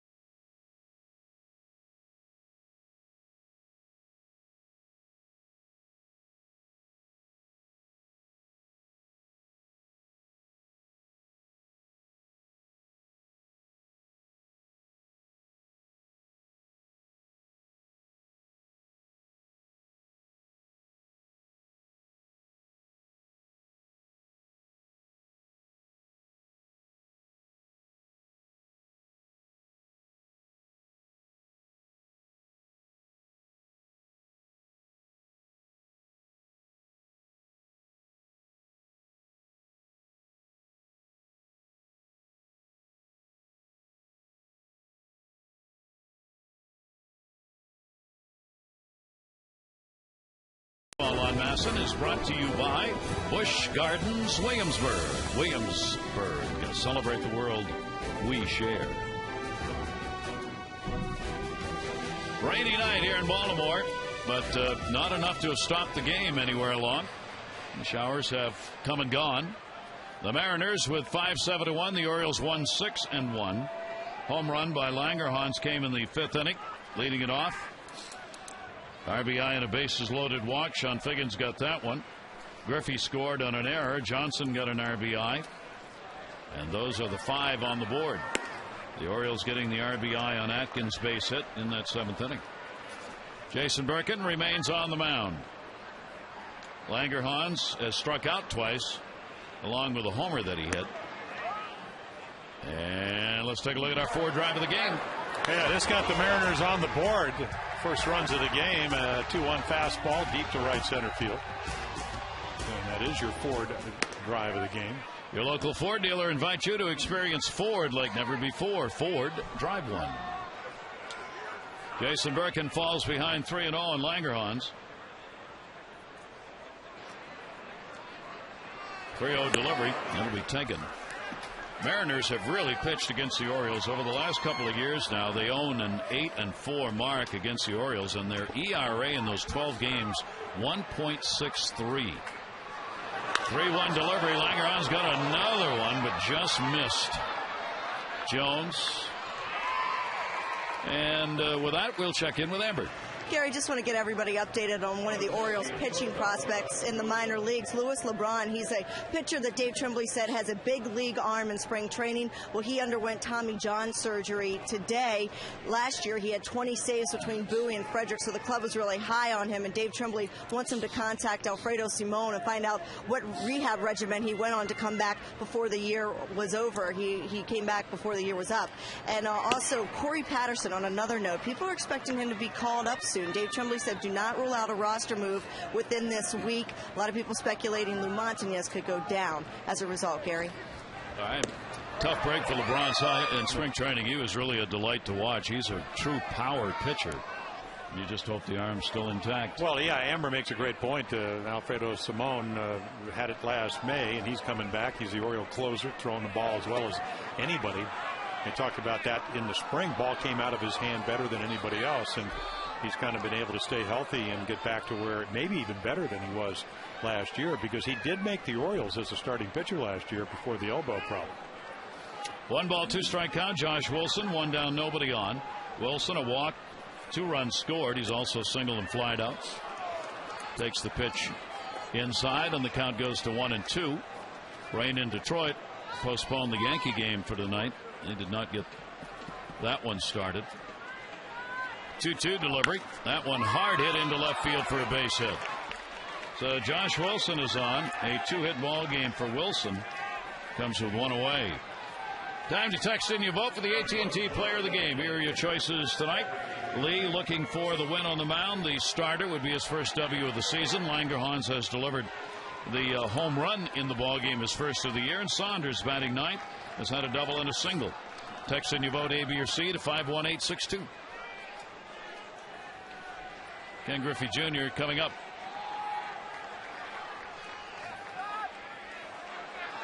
He drew a walk in the 6th inning and scored on an error by Reimold. Officially 0 for 2 at the plate. And that is taken for a strike. Seattle team 4 wins, 9 losses on the road. The Orioles 4 wins and 8 losses here at home. Wilson, the base runner. 0-1 delivery to Griffey. Inside. Clay Meredith in the bullpen for the Orioles. Bit of a shift on. As Torres has moved almost behind second, the shortstop. Outfield straight away.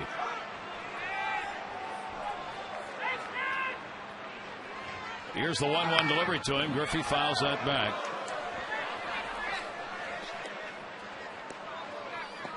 One and two. Yeah, I think the one thing they look at, and again, the opportunity, this will be the 80th at bat that he's had this year, and only 2 extra base hits. It's not about home runs. I mean, there have been a lot of productive hitters that drive the ball gap to gap, and Junior not being able to do that. Again, at age 40.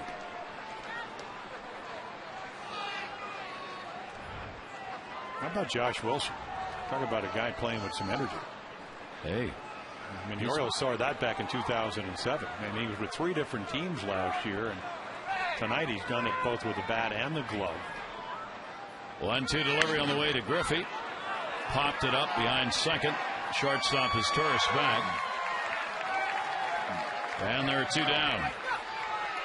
Vote for your favorite O's for the 2010 All-Star Game at Orioles.com, and you could win a Vote Orioles VIP Experience All-Star Sweepstakes. One lucky winner will get 4 tickets to an upcoming game, VIP parking, on-field access to watch batting practice, meet and greet with those All-Stars, and a personalized All-Star Game batting practice jersey. Just go to Orioles.com/All-Star for details. 1-2 delivered to short. Is Torres diving, forced at second. Nice play. Wilson out despite the head-first dive, as is Torres going towards the middle, able to not only put it in the glove but make that flip from his belly to get the out.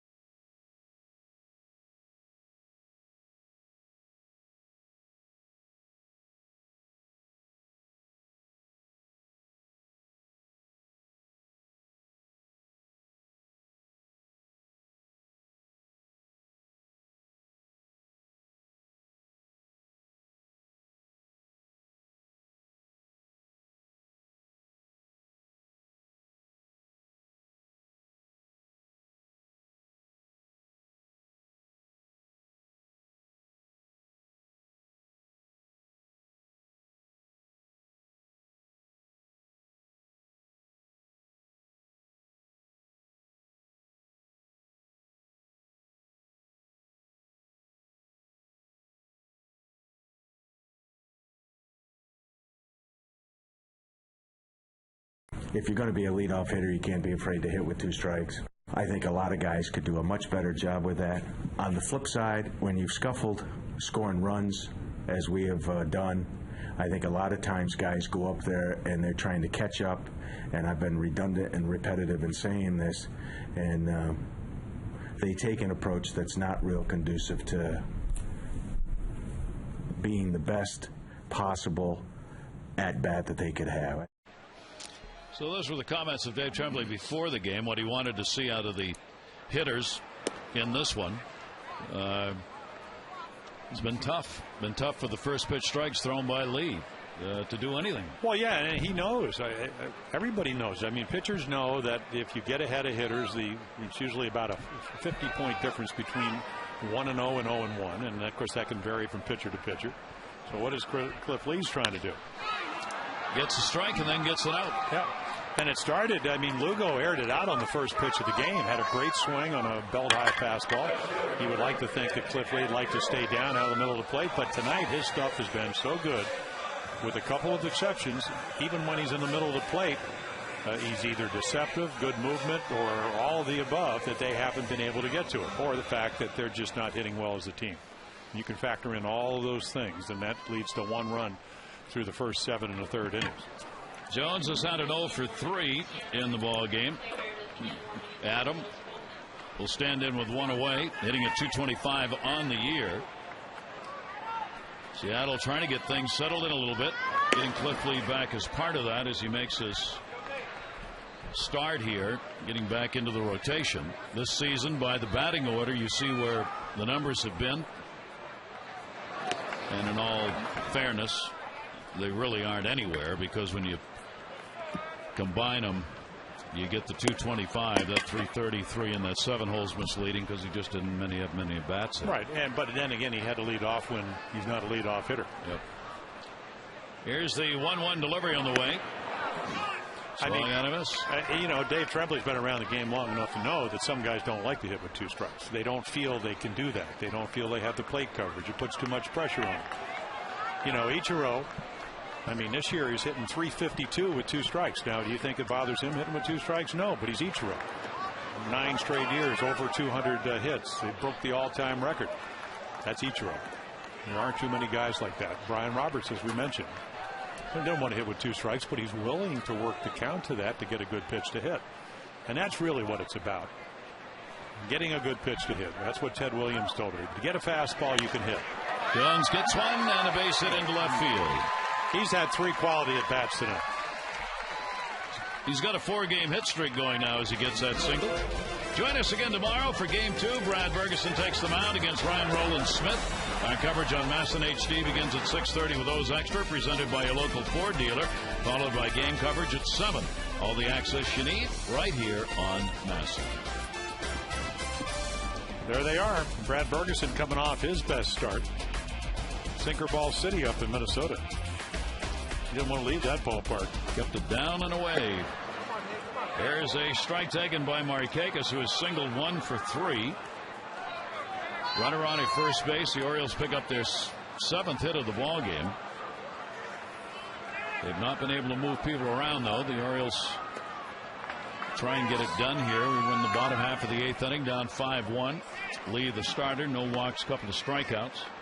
So he maintains that no walks surrendered so far this year.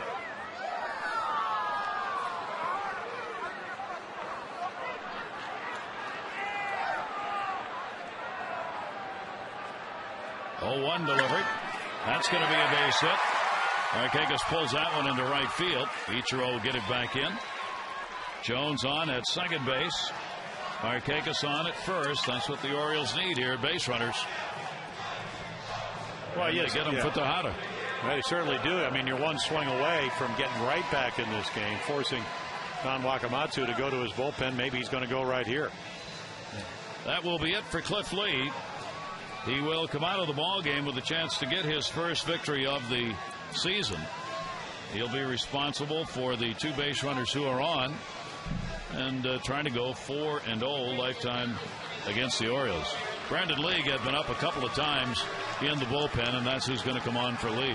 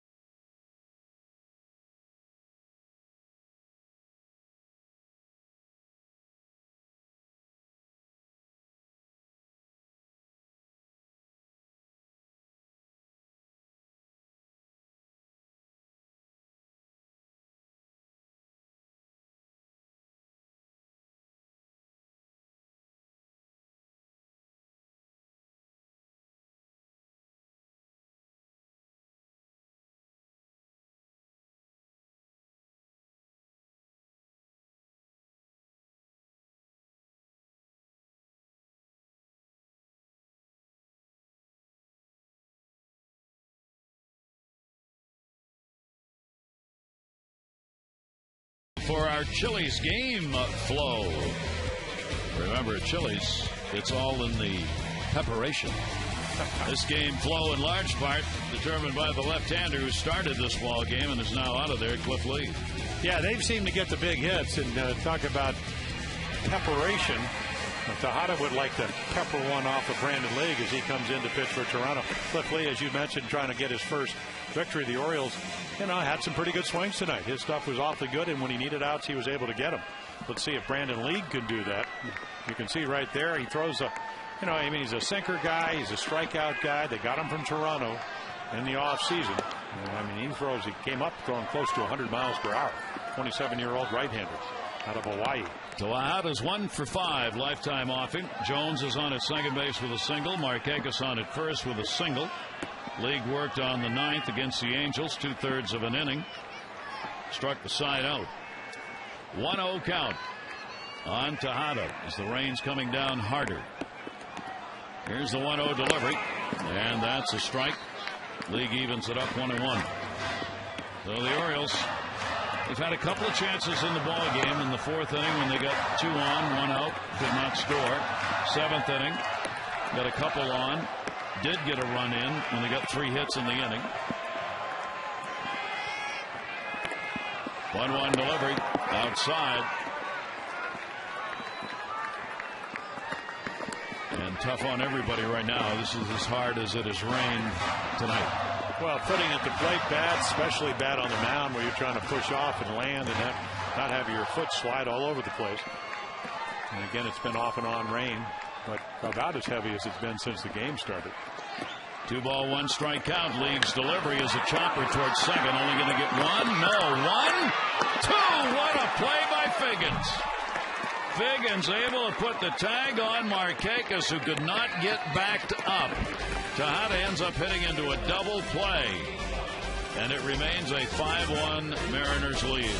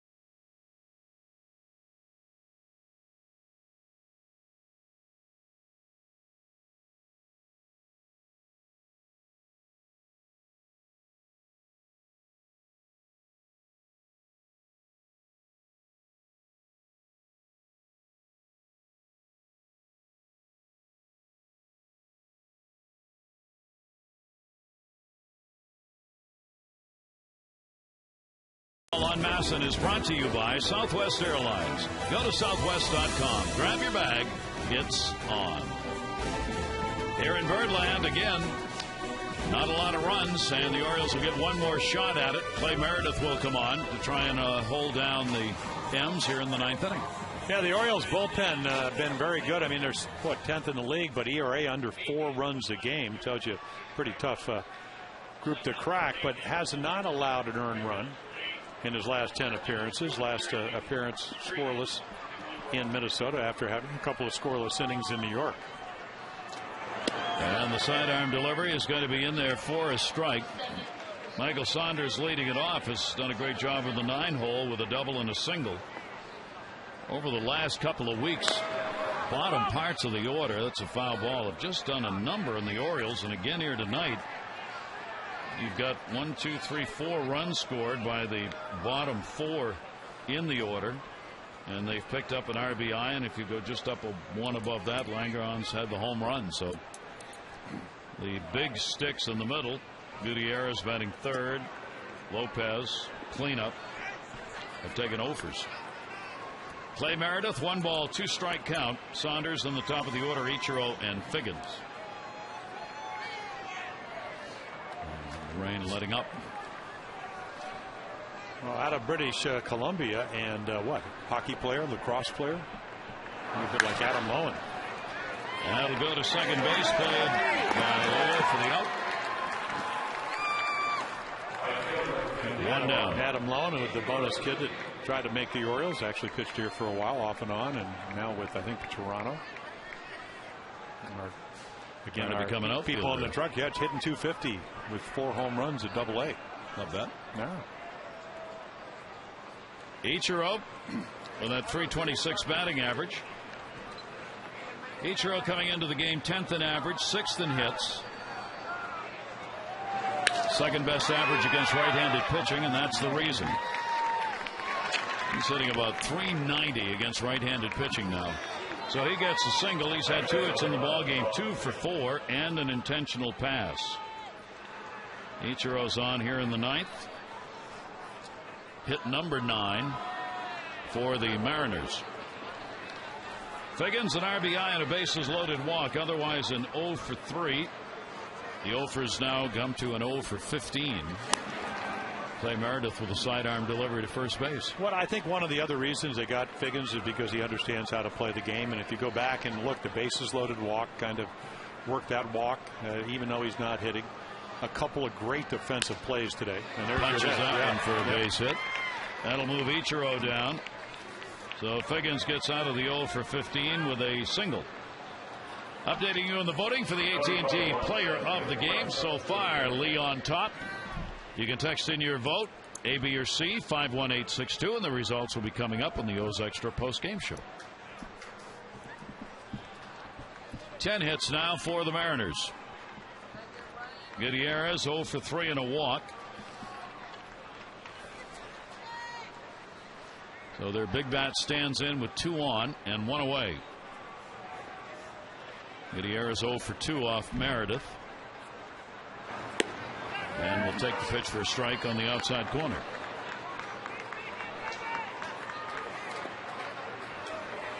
Orioles set for the double play in the infield.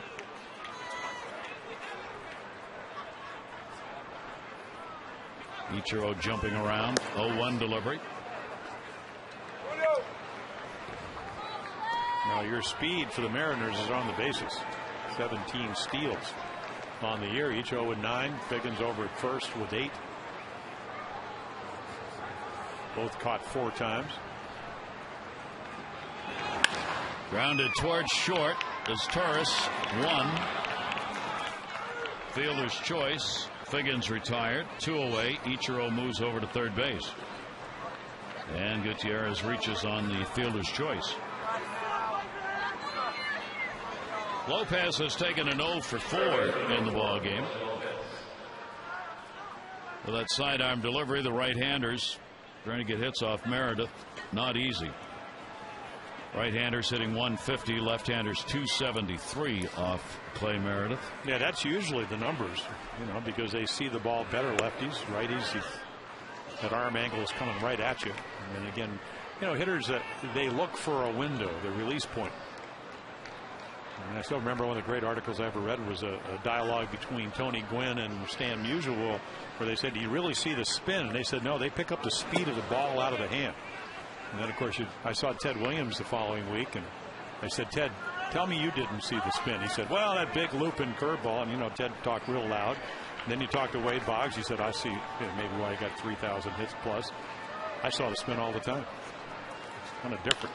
2-0 delivery is in the air. Shallow left center. Jones coming, and he's got it. That will retire the side. No runs, 2 hits, no errors. 2 are left on. Wigginton, Wieters, and Reimold, bottom of the 9th.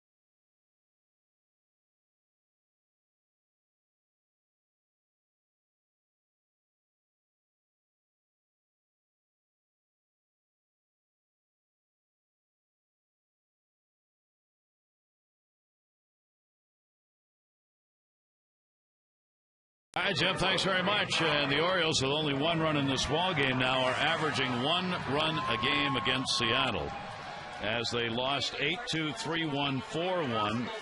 Now have one here. Let's see if they can add to it. Ty Wigginton a double, 1 for 3 in the ball game. Keep in mind, these two teams came in last and next to last in runs per ball game, with the Mariners averaging 3.29 last, and the Orioles 3.34, 13th.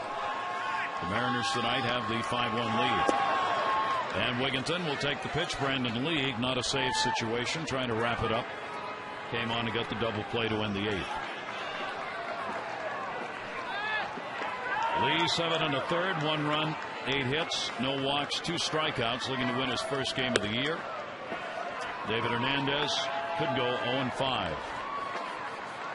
5 2/3, 5 runs, 4 earned on 5 hits.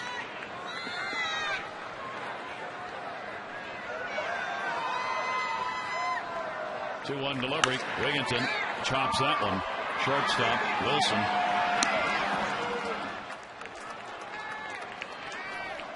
Yeah, he took the 2-0 pitch again, trying to get on, trailing by 4, and then. But Brandon League does so well. I mean, last year more strikeouts than innings pitched, and right here again, your H.H. Gregg Exmo. Again, a ball up, but League again throws in the mid-90s with great movement. You know, it's kind of interesting how they kind of bring people in. Ardsma never had saved a game last year, so he saved 36 for him as their closer. The League has closer stuff if he throws enough strikes. Solid bullpen for this Seattle team.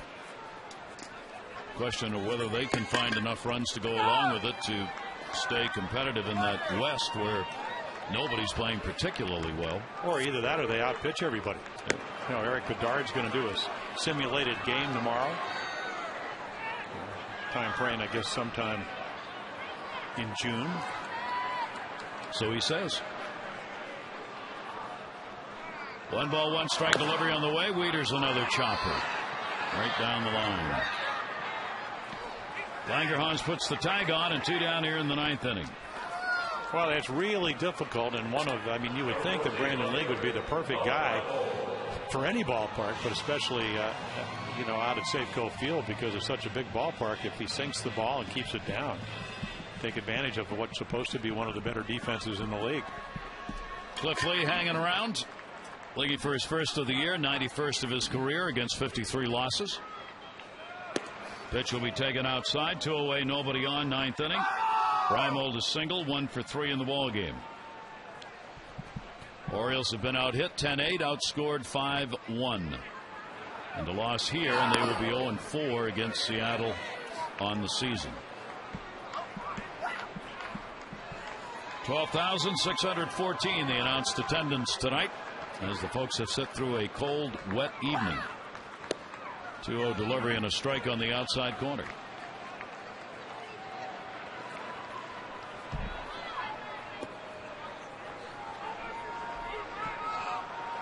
Brandon League, 2-1.